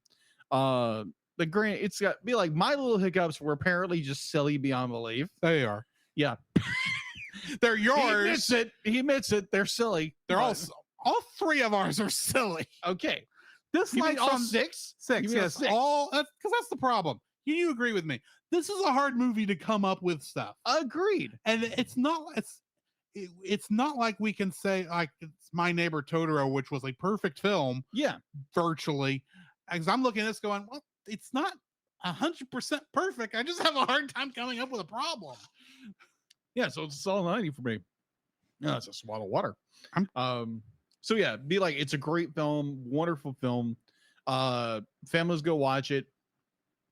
Now, if you have a problem with breastfeeding, like or whales, or believing in the heart of the cards, or something like that, be like maybe not the movie for you. But overall, this is a great movie. It's a great movie about family. It's about unity as a family, trusting each other, and the shenanigans that go along with it, and defeating an AI who wants to take over the world. Of course. What's yours? You don't even know why I said of course, do you? That's from okay, you do. Yeah, I think Street Fighter 2. Oh, Street Fighter the movie. Oh, okay, I got you. Anyway, I thought it was from Indiana Jones film.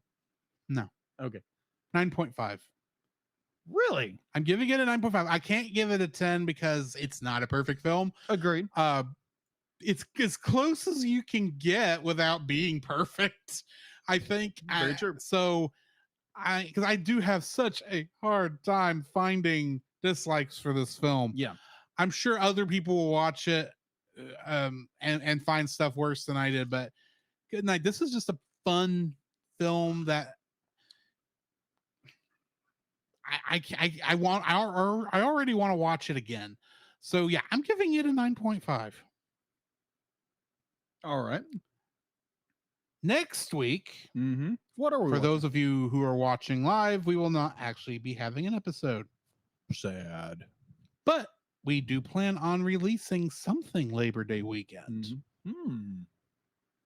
What would that be? Because, and we have not announced this on the regular show yet, we're getting ready to review Star Trek Lower Decks Season 4. That is true. And instead of having it be a part of our regular episode, like the X-Men episode, X-Men segment is going to be at the end of this episode, we're recording them separately. Yes. And for Labor Day weekend, we are going to be releasing our animated series segment on the Strange New Worlds Lower Decks crossover episode, Those Old Scientists. Love it. So keep an eye out for that. Of course, by the time this episode comes out, Those Old Scientists may already be out for you. So we'll see how that goes. Anyway, yeah, keep an eye out for that. On the other side of the intermission, we will be talking about what we've been watching, stuff in the news, and Spider-Man does whatever a spider can. This podcast is a proud member of Culture Box. Whether you enjoy geeky reviews, comedy, or original fiction, you can open up the Culture Box and find something excellent for your soul. Point your web browser to culturebox.media. This week, we suggest checking out Stunning and Brave, where each week hosts Chris Cowan of the Babylon Bee and Nate Henderson of Some Boring Budgeting Job confess their privilege, spotlight stunning social media posts, and fabricate outrage, all while keeping you super woke and enlightened. They will make you laugh. That's right. You have no choice. Check out Stunning and Brave at stunningandbrave.net. The Cellcast would like to thank the following patrons: Ashley and Francisco Ruiz, Book of Gaming, PaulJPowers.com, And this Melanie person whose name I Dubois. can't To remember. get your name on the show, plus uncut episodes, early access to the Cellcast Plus reviews, and special art from Jacob, please donate to us on Patreon.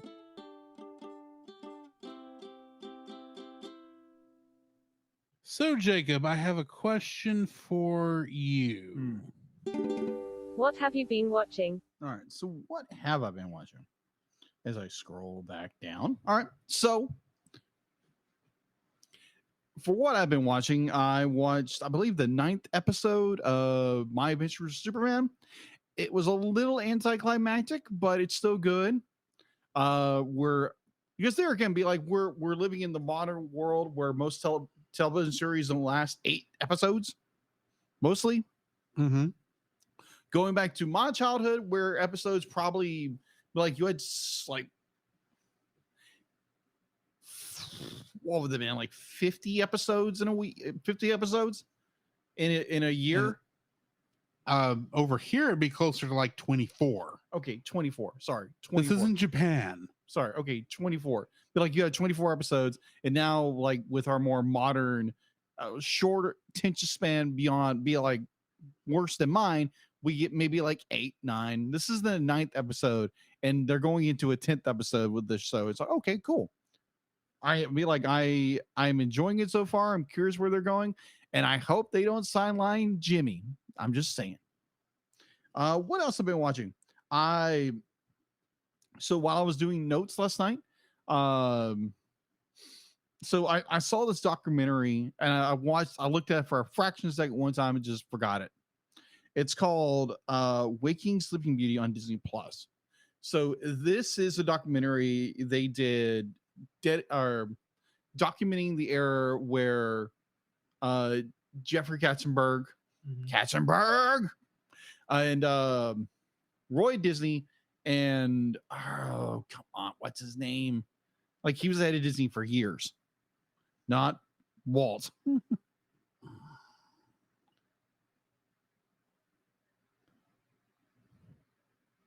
I don't know. Yeah, I'm drawing a blank, but I'll figure it out in a minute. So it's these it's the conflict between, I'll be I know you guys probably in the comments would be it's this person, Jacob, how are you this dumb? It's attention span the size of a gopher. Thank you very much. So it'd be it's this really interesting because it starts when you got this reshuffle in Disney in the 80s, getting into into the 90s, into the Renaissance, to the point where Katzenberg leaves Disney. And it's just really interesting perspective on Disney at the time. because from where they moved all the animators out into, out to the boonies, away from the studios, they had to create all these wonderful masterpieces to the point where like Katzenberg is on the way out. They're building a new studio for the animators, and it's poor Katzenberg thinks he's being left out in the dust. And I found it really, really, really intriguing. So it was like, yeah, if you want a really good documentary that documents that certain section of the Disney Renaissance, that's a thing to watch on Disney Plus. Subscribe to Disney Plus. Okay. I watched a little bit of During the Ocean. This one was over World War II and the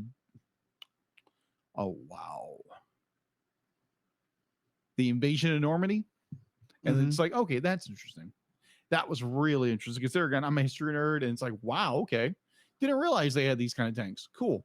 So I get home and I'm kind of be like, I finished lunch, I finished dinner, and I'm like, you know what? Be like, I've not heard anything of this certain artist or a alter ego of this artist in a very long time. So I'm looking up on YouTube. I'm like, okay, YouTube, type in this, fictional character's name and look up. And it's like, oh yeah, I remember this photography. Probably most people don't know what I'm talking about at this point. You've given no hints. I know I haven't. So here's the title of this photography. VH1 Behind the Life of Chris Gaines. Who? Exactly. I don't know Chris Gaines. It is back in 1999. A little R&B rapper, producer, or soul R&B artist known as Babyface was going to produce a movie called The Lamb. And they hired Garth Brooks to play the older version of Chris Gaines. So in run up to this movie being produced, Garth decided to make a greatest hits for Chris Gaines. And so doing so, they created a photography of the life of Chris Gaines. And this is this photography. I was like, I totally forgot this existed, but it's so cheesy and so campy. It's so good. It's so good that like this fictional character, and it's like, yeah, let's just say Garth Brooks can't act. Let's just say that. Let's just say that. But I watched it. I enjoyed the mess out of it, and it was like I thought I would just bring it up here. So yeah, it's on YouTube somewhere. So yeah, if you want to watch something that's just silly, that's played like real serious, but it's so cheesy, like it's worth a watch. So yeah, go look up that on YouTube. It's funny. So that is all I have been watching, unless I'm forgetting something, which most likely I am at some capacity. I wouldn't know what it would be. But I have been watching a couple of movies about a certain character who is really neat and is filled with turtle meat. I've been watching the Gamera films. As I reach to grab this big box.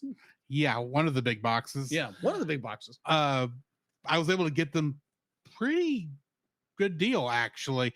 But I now own like every Gamera film for some reason. For some reason. No, they're good movies. I mean, yeah, it's just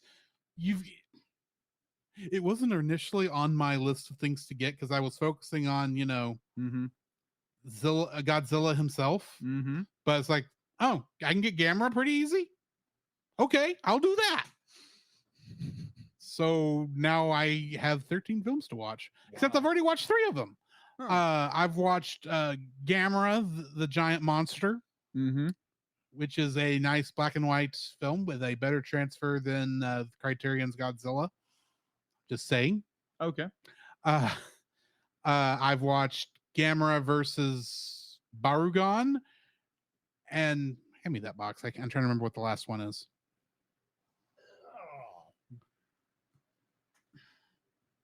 Gamera versus Gauss. Gauss. Gauss is apparently the one that will return later because he's the closest rival that Gamera actually has. But it's fun, to be honest, because I'm enjoying watching them with the cheesy English dubs, because there's just something magical about cheesy dubs. And it's just it's kind of fun to watch, even though some of this is, well, Gamera is more made for kids than it is for adults. So there's just some more goofy stuff that happens here. So yeah, I've been watching the Gamera films.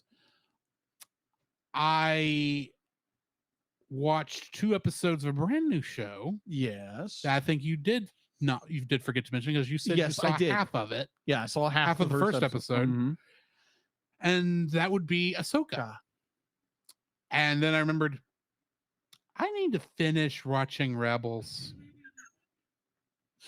Yeah. So I'm also watching through Rebels. Okay. So the story he just mentioned. So he doesn't know what happened to Ezra. No, I don't. So no spoilers. So be like, I'm watching this episode. I'm like, okay. Be like, I've watched this. I should be able to follow. I know who Ahsoka is. I've seen the Clone Wars. I've seen a little bit of Rebels. I should know this, right? You had no idea, like any of the rest of us, that it was that Ahsoka was going to be Rebels season 5. Nope, I had no idea. That's basically what it is. Yeah, that's what I understand. So I'm watching. I'm going through this episode. It's okay. I recognize this character. What happened to Ezra? It's like, okay, yeah. What did happen to Ezra? So, and it's just like, I knew enough that when they mentioned they knew where Grand Admiral Thrawn was. Yeah, I knew who Thrawn was. When they mentioned they knew where he was, I was like, I actually said, well, then where's Ezra? 2 seconds before they say, well, is Ezra there? It's like, how would you know? So we're both in the dark in some fashion or form. Yeah, I need to rewatch last season, but I wanted to watch through all of Rebels to get back to that. Right. It's been a hot minute since I've watched Rebels. I don't remember everything. Right. So I started watching it, and I'd be like, I called. Oh, I totally forgot something that we didn't even mention. I didn't mention either. So go ahead. So let me finish. Then I'll finish mine. Okay. So, wow, I'm so scatterbrained today. It's not even funny. What's new? Yeah, Pussycat. Whoa.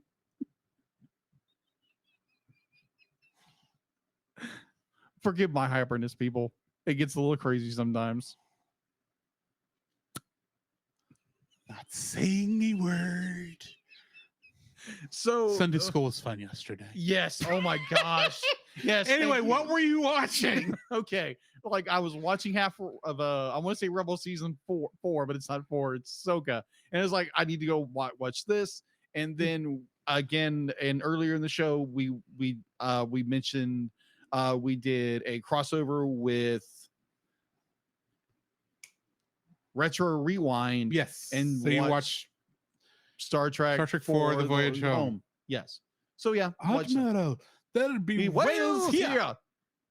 At least the whales do something in that movie. Computer. Hello,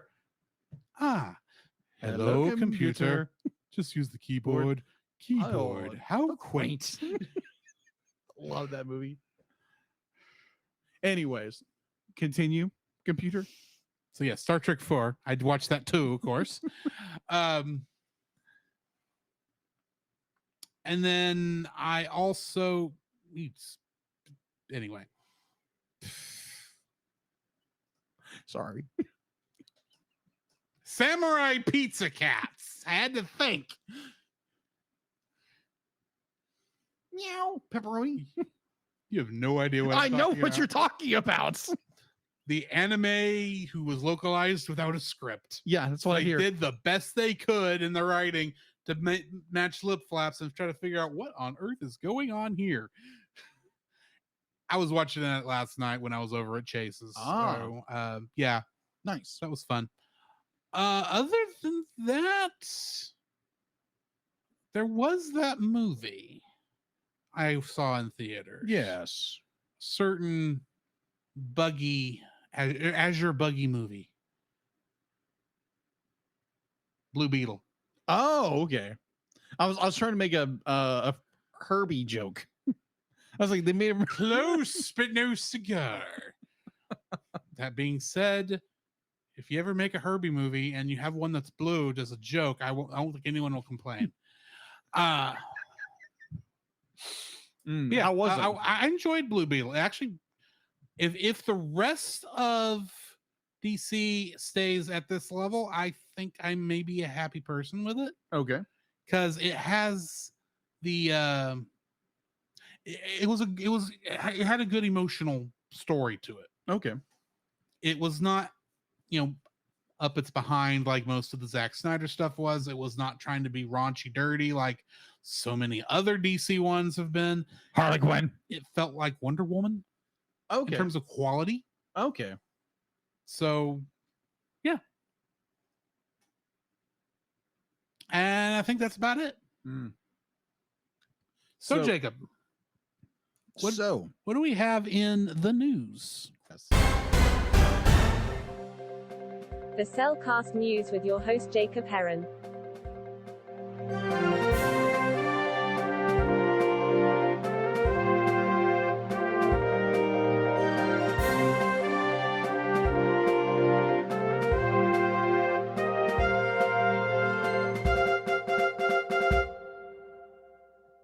Why thank you, D-Lit, and starting off a little bit of sad news in the world of animation.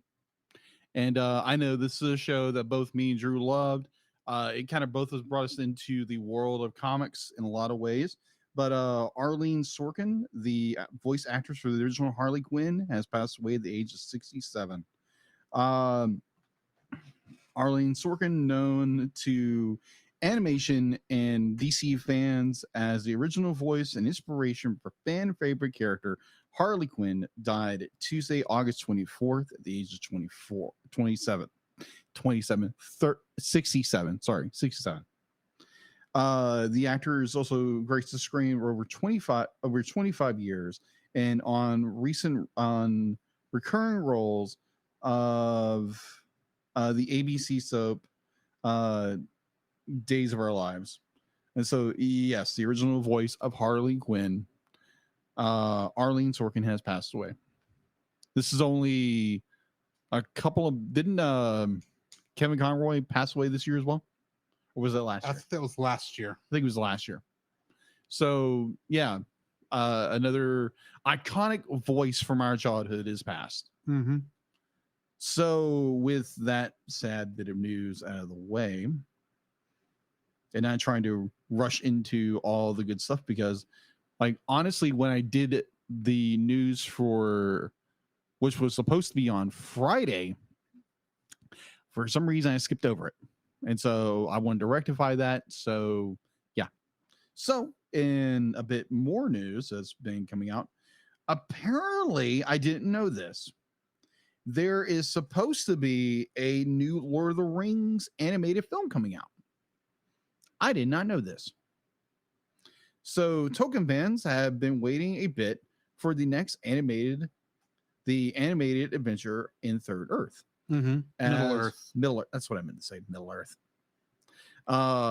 Third Age, Middle Earth. Yes. As Warner Bros. Discovery has bumped Lord of the Rings, the War of the Rohirrim. Ride of the Rohirrim. Rohirrim. Okay, Rohirrim. Okay, didn't know how to pronounce that, but thank you.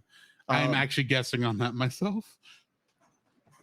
War of the Rohirrim was previously announced August 12th as a release date to December 13th, 2024. The shift is reportedly the result of several major financial flop date shifting prompted by the actors' strike. Let's see. We can skip over this. So we have if you're a fan of physical media and you like animation movies, this movie's coming out. I know the movie did not do well in theaters at all. DreamWorks animation action-packed aquatic adventure gets a home video release in this epic I would call epic. I didn't see the film. We didn't review it. But is this Ruby Gillman? Yeah, Ruby Gillman. Kraken? Yeah, Ruby Gillman. I couldn't, for some reason, I was having a problem with Ruby. I was like, Ruben? Ruby? Yeah, Ruben. Ruby. Ruby, are you mad at your man? Ruby Gillman, Teenage Kraken, collector's edition here, people. So yeah, go pick up yourself a collector's edition of Ruby Gillman, Teenage Kraken. Will be available for digital on August 29th and Blu-ray and DVD on September 26th from Universal Picture Home Entertainment, called one of the best family films of the year, according to Roger Ebert. Fans can drive back into the unlikely hero tale with over an hour of bonus content. Okay, then. What I kept hearing, this was not a good film. But what do I know? I haven't seen the film yet.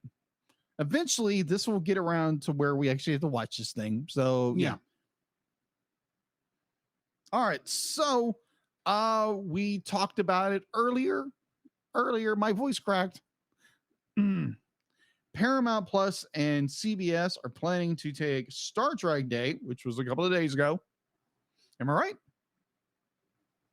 No, Star Trek Day is coming up because it's in September. Oh, okay. Yeah, that's right. That's right. Because I thought Star Trek Day already passed. So you've got First Contact Day. Yeah. That's back on April the 5th. Right. Because that's the date of First Contact in the movie. First Star Trek First Contact. Yes. And then Star Trek Day itself is on August 28th. Today. Oh, today. No, sorry. I read that wrong. It's September 8th. September 8th. Okay. The article I came up said August 28th, but it was in bold letters. So I assumed. Yeah, I just write it down here, September 8th.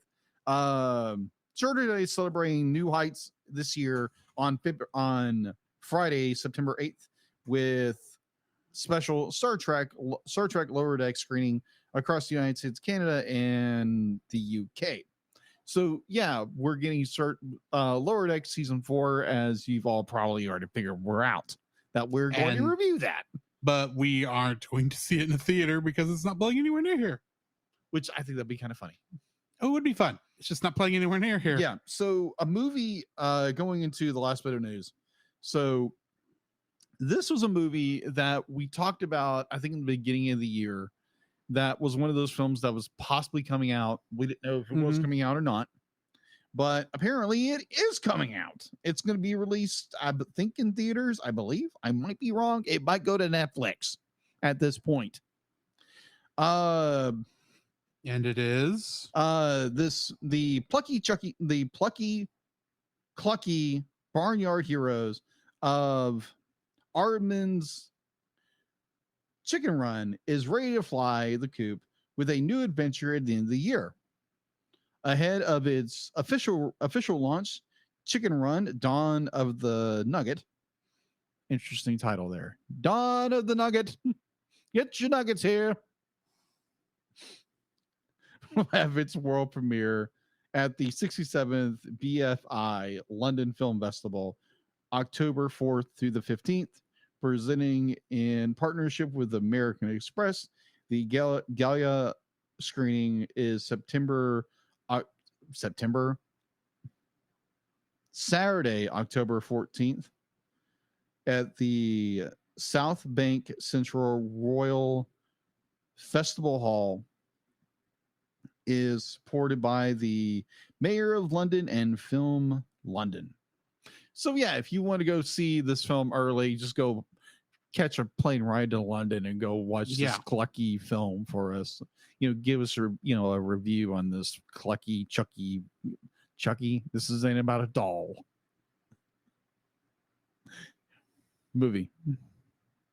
So that's all I have for the news. All righty. Then let's go ahead and jump into our talk on X-Men. Or Spider-Man. Previously on X-Men. Meet the A sulky, over bulky, kinda hulky superhero. A two-fisted and electrically transistored superhero. An exotically erotic and aquatic superhero. The Marvel superheroes have arrived. X-Men, X-Men, it's the day, X-Men, X-Men, coming your way.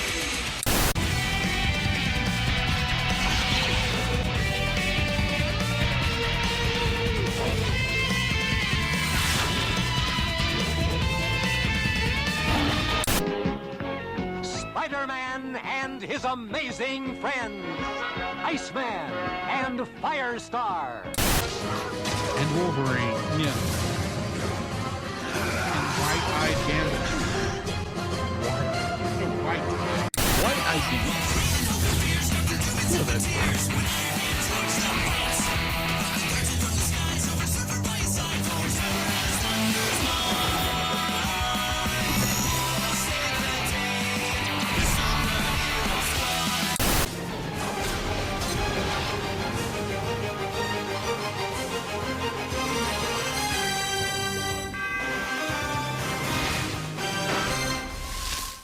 So yeah, we are doing something a little different today because, fun fact, X-Men the animated series and Spider-Man the animated series 90s. I don't remember the year number, but anyway, they're actually in the same universe. They are together, and this one crossover is how we know this. Yes. So yeah, Spider-Man season 2, episode 4, The Mutant Agenda, which originally aired on September 30th, 1995. It's directed by Bob Richardson and written by Michael Edens. In this episode, Spider-Man seeks help from Professor Xavier and his X-Men about the mystery behind his own mutation. Beast advises him to hear Herbert Landon's presentation for a cure on mutation, but unknown to everyone, Landon's new cure is actually meant to kill mutants instead. Cast for this episode: Christopher Daniel Barnes is the voice of Spider-Man, aka Peter Parker. Not that we see much of Peter actually in this these 2 episodes. David Warner plays Herbert Landon. Mark Hamill is the voice of Hobgoblin. Roscoe Lee Brown is the voice of Kingpin / Wilson Fisk. Maxwell Caulfield is the voice of Alistair Smythe. Laurie O'Brien is the voice of Genevieve.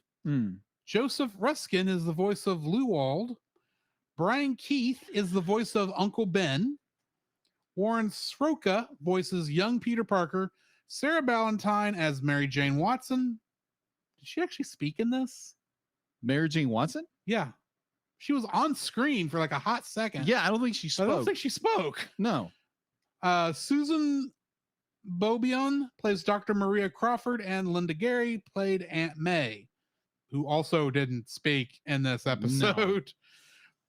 Trivia for this episode, along with Mutants Revenge, is a part of the Spider-Man the Animated Series ongoing storyline called Neogenic Nightmare.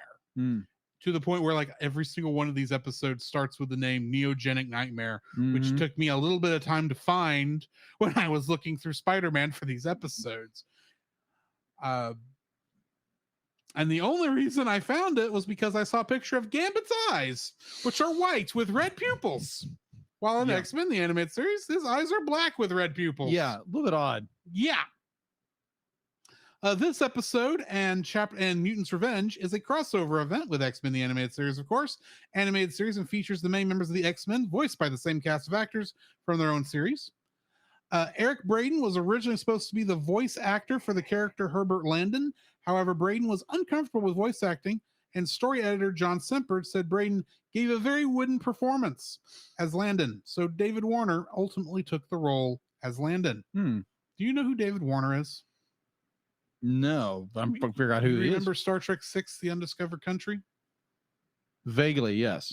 You remember the Klingon High Chancellor? Yes. Who gets killed at the very beginning? Yes. That's David Warner. Oh, no wonder I recognize the name now. Yeah. Okay. And he's been in a couple other things, but that was the thing that jumped out to me. And a few Star Trek films. Well, yes, but he's been in some other stuff. Yeah, I know. The fight Wolverine has with Spider-Man at the end of the episode is inspired by a fight the two had in Spider-Man versus Wolverine #1. The Kingpin financially backing the Brand Corporation's mutant research was added to this adaptation for the season's ongoing Neogenic Nightmare storyline. With the introduction of the X-Men, every time the team comes together for a battle, you can hear the background, the opening credit music from the series. This episode is loosely adapted from Spider-Man The Mutant Agenda #1. Similar, this story seen here is centered on Spider-Man and Beast teaming up. It did not feature much of the other X-Men except at the beginning of the story when Archangel, Rogue, Gambit, and Bishop made a brief appearance at the X-Mansion with Beast. Spider-Man seeking help from Professor Xavier was added to this adaptation for the Neogenic Nightmare storyline and to feature a fight with the X-Men cast. It is similar to the reactive battle when Spider-Man and the X-Men first met in X-Men Volume 1, number 35. This is the first appearance of the second Hobgoblin after the previous Hobgoblin in the season 1 two-part episode. Although, like the original, he is still voiced by Mark Hamill. Aside from the comic mini, The Mutant Agenda, the story also had a storyline in the Spider-Man comic strip. It's also based on that. I mean, the 3-issue miniseries had pages where you could place the strips in. Interesting. The original comic book for Spider-Man The Mutant Agenda did not feature Wolverine searching for Beast because the story didn't feature Wolverine at all in any of the 3 issues. Because, of course, you got to insert everyone's favorite, schnick. Well, yes. So, yeah, that's the end of the trivia I have for this first episode. What are your thoughts?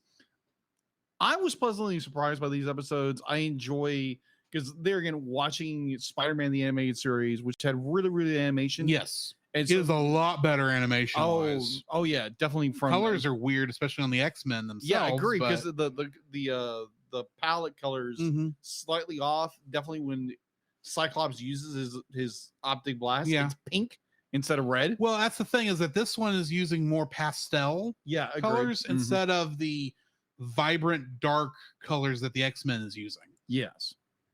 Anyway. But I enjoyed it. I enjoyed the overarching theme of relying on your friends. You don't have to do everything alone, which is always a big theme with Spider-Man the Animated Series. That Spider-Man learned some big lesson at the very end. That you learn this quote unquote a dark secret from Hank McCoy. I know I said Hoink by mistake.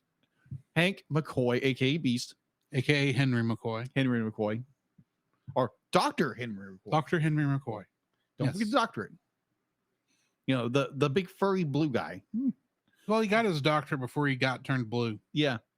I'm not the only one. Thank you very much. So, we get the story where Hank, he's trying to cure his mutation, and through scientific experimentations going wrong, he turned himself blue and furry into the big lovable beast we all know and love. I enjoy the animation for itself, for what be like the because obviously you have Spider-Man, because you have to use a lot more acrobatic or very fluid animation when it comes to Spider-Man. So when they animate Wolverine, when they animate Beast, when he's doing his beastly thing, is like he's grabbing the things and flipping the whole bit. I love that animation. Now, the one thing I don't like is how they redesigned Beast for this episode. They redesigned a lot of the X-Men characters. Yeah, they slightly tweaked the animation styles, and the way they redesigned Beast was like, that's a little bit odd. I love the animation style. Do not get me wrong. The storyline they give Beast is great, except the character design. They redesigned it to where it's just like it's so funky. Now, Grant, I enjoy a larger, more imposing Beast, where he's big. He's bigger than everybody else. Where in X-Men the Animated Series, he's about everybody else's size. So be like, I enjoy the story. I enjoy the the villain's assistant who winds up being a mutant, which be like we don't find out till next episode. Yeah, but we kind of gathered she was mutant anyways. And they're gonna be like, it's an enjoyable 2 set of episodes. We don't really we get to see, because obviously it's be like you got to put Wolverine in it, and like it's fun, it's entertaining. We get the, like, again, like most Spider-Man episodes, it's more like, okay, we got to solve this mystery of who's the Goblin, who's this, what's going on, what is Jane Jones is trying to destroy Spider-Man for this time. Like, hey, Spider-Man sneezes wrong, James is gonna try to, crucify him in the public's eye. It's like, he sneezed wrong, he's a menace. Jay Jonah was not in this. No, he wasn't. But it's like, I thought it was more like, it's Jay Jonah. Yeah. He hates Spider-Man. But obviously Jonah is not in this show. This episode's, I don't think. But I do enjoy the story of how it evolves around eugenics and trying to Spider-Man wants a cure. He goes to Xavier. Obviously, Xavier can't cure a mutation. And ultimately, he winds up going to someone he met in the past. I can't remember who that character was. You remember? The character he meets at the very end of the episode, where he gets the big moral lesson, be like that, to rely on my friends, and I'm not alone in this. I know she's connected with Craven. I don't know the name of the character. Okay. It's another scientist, because I think Beast points Spider-Man to her, I think. Which, why don't you go there? But this would be a pointless plot if we just went to her. Because it'd be like, it's great. You get this great crossover with the X-Men, and then later on with other Marvel characters. And oh, sorry, that was Dr. Maria Crawford. Thank you. Sorry, I had to go back and look it up. You're fine. I just couldn't remember her name. It's like, yeah, this is a good episode. I enjoy it. I enjoy the change of pace in animation, minus the way they designed Beast. That was a little bit odd. Overall, I thoroughly enjoyed it, and I wish they would animate X-Men the animated series this way. I think it looks better animation wise. Just keep Beast the way he was, make him bigger. That's all. Thoughts? I agree with you on the models. Yes. The character models did feel more alive, I guess is the word I'm looking for. That's the thing about X-Men the animated series, is the art style that they're going for was hard to animate in general. But at the same time, it feels like it's like barely animated sometimes. The characters for the most part felt alive. Yeah. In just a different way. I do think they should have looked back at the animation for Gambit and colored his eyes correctly. Yeah, agreed. Because that just throws you off completely. But I mean, the rest of it was like, and granted, most of the other X-Men are only there for like, see, the X-Men are here. Yeah. While Spider-Man's breaking into the mansion. And I still like that line from Spider-Man after he hears Storm say, "Do one of her goddess weather summons," and he says, "Power of webs, get more sticky." It's like typical. Yeah, that's about right. Yeah, sounds right. But it was fun. It was a good episode. I liked the way they set it up, and with X-Men, with Wolverine and Spider-Man trying to get in there and save Beast. I thought that was done well.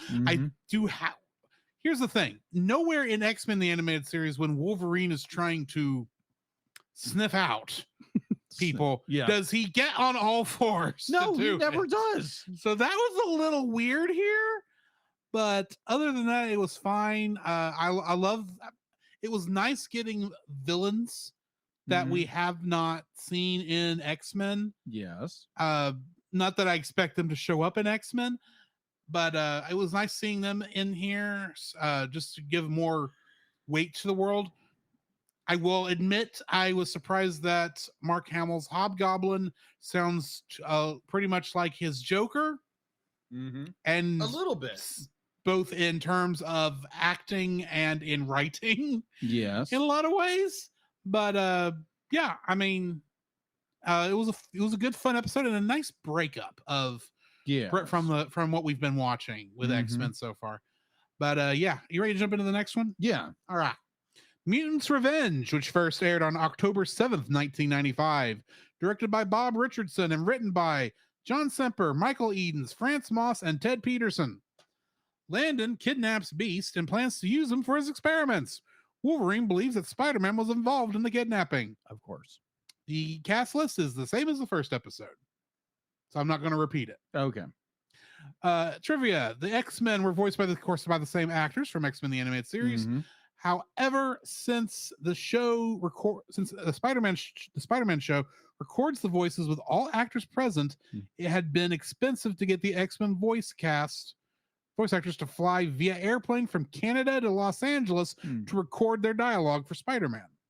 Makes sense. Although in this episode she is listed in the voice actors, Catherine Disher does not provide the voice of Jean Grey in this episode, as Jean didn't speak at all. No. In fact, Jean is only seen once in the entire episode when Beast explains to the other X-Men who just arrived about what happened to Herbert Landon. Beast admits his early work was about trying to eliminate his mutancy, and a brief flashback shows a human-looking Dr. Hank McCoy. This makes sense with his flashback appearing on X-Men as Hank McCoy started to become blue and furry as a teen, but tried to look a bit more human as he did in flashbacks with the original 5 X-Men. Beast wanting to look more human was one of the themes in the Spider-Man Mutant Agenda comic miniseries. This episode is based on, of course, Spider-Man the Mutant Agenda number 2 and 3. Landon turning into a giant slobbering slug-like mutant creature that feeds on energy is what was altered for this episode. The change was made to parallel Spider-Man's worst fear in the Neogenic Nightmare Saga and shows Spider-Man and the X-Men team up to defeat Landon and help him become somewhat normal again. At the end of Spider-Man Mutant Agenda number 3, had Landon turn into a scaly, crusty, slobbering mutant creature, but he was rather quickly defeated by Spider-Man and Beast. However, he never returned. Was or able to cure, and was never seen again in the comics. Kaiju! It turns out Landon's assistant Genevieve was actually a mutant all along, and she was the one who rescued Spider-Man in the auditorium when the ceiling caved in the last episode. Beast offers to introduce her to Professor Xavier, but she is never again seen on the series or in X-Men, the animated series. One and done characters. You gotta love them. Pretty much. This is pretty much a lot like the first episode we reviewed. It makes sense. It's a continuation of that story. I will say that I kind of want to go back and watch this whole Neogenic Nightmare storyline just so I can understand more of what Spider-Man is dealing with in these episodes. Because just coming in for these two, it's not bad. You understand what's going on to some degree. They give you enough information, but it does feel like we're missing a lot of stuff. But other than that, the episode was good. We had a nice, good fight scene. Hobgoblin got stuck in the stairwell. That was funny. But the whole thing with Spider-Man trying to hold up the cage with Beast in it. He's barely holding on to Wolverine, and Wolverine will not wake up. It's like, Beast, throw him. Throw him. He'll be fine. He will heal. He won't if he hits the juice, but throw him into the monitor. He will survive. The other thing I want to point out, thank you later. I want to throw in here is the 3D, the 3D stuff that they throw in here. I know this was popular at this time in cartoons, and Spider-Man did it a lot better than what X-Men tried to do in the first couple episodes, with it just being part of the ending credits. But there was some of that in here I was looking at and going, I would have preferred you kept that 2D than doing this 3D thing, because the 3D thing's not really working for this. It just kind of feels out of place. Yeah. But other than that, I mean, it's a good episode. It was a great story.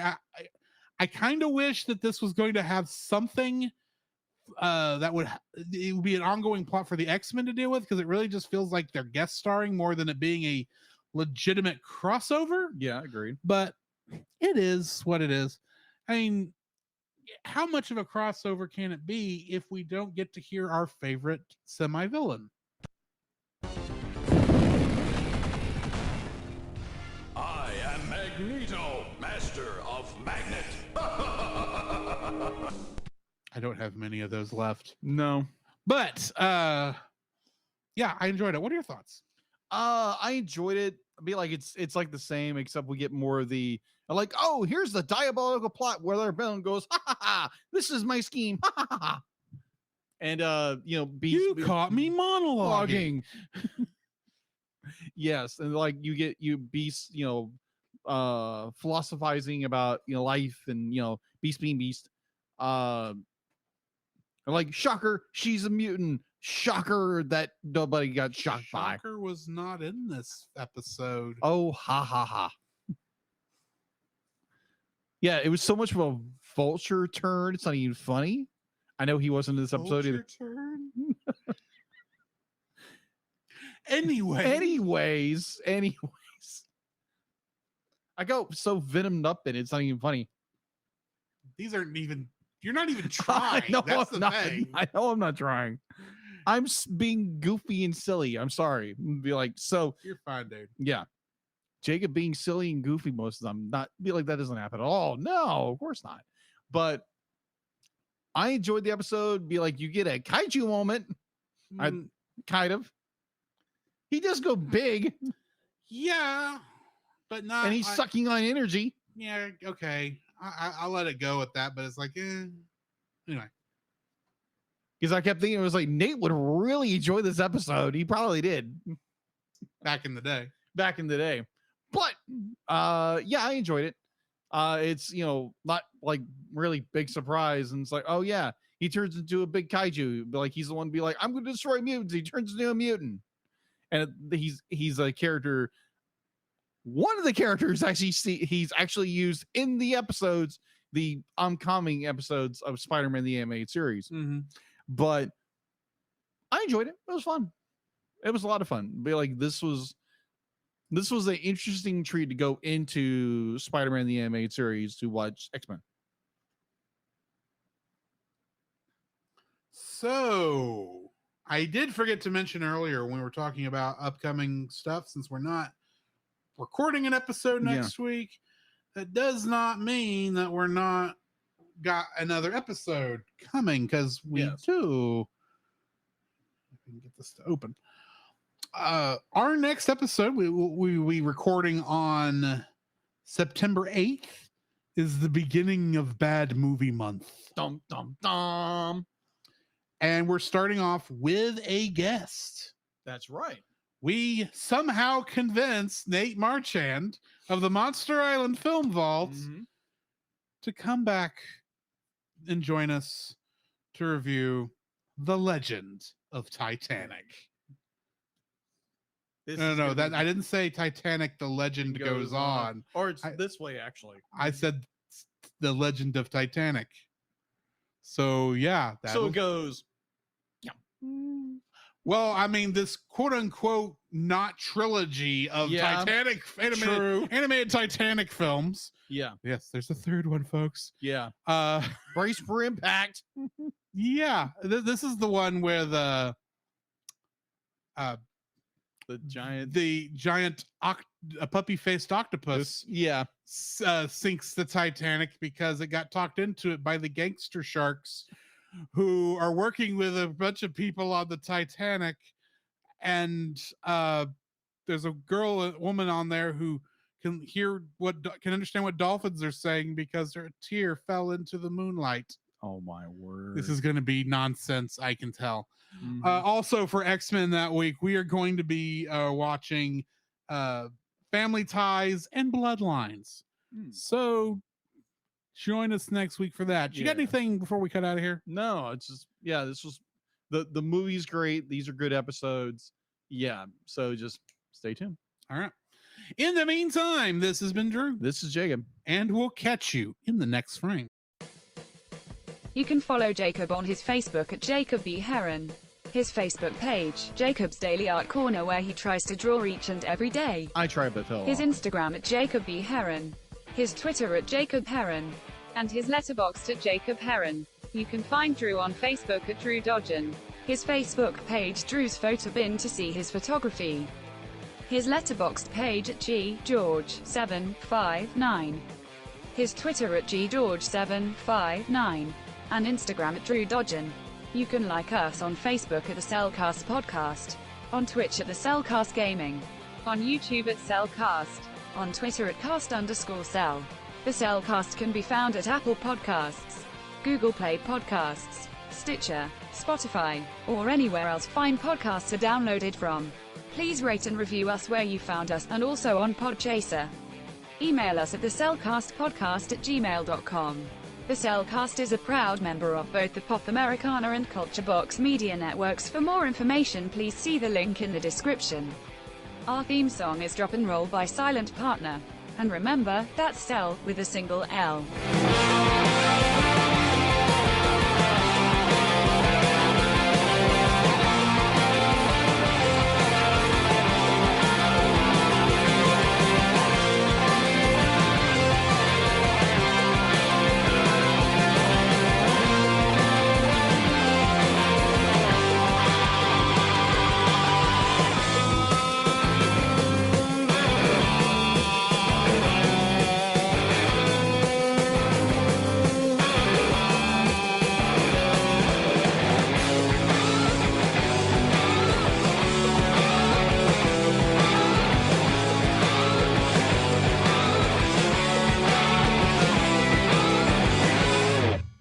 Who knew a family reunion could be that exciting?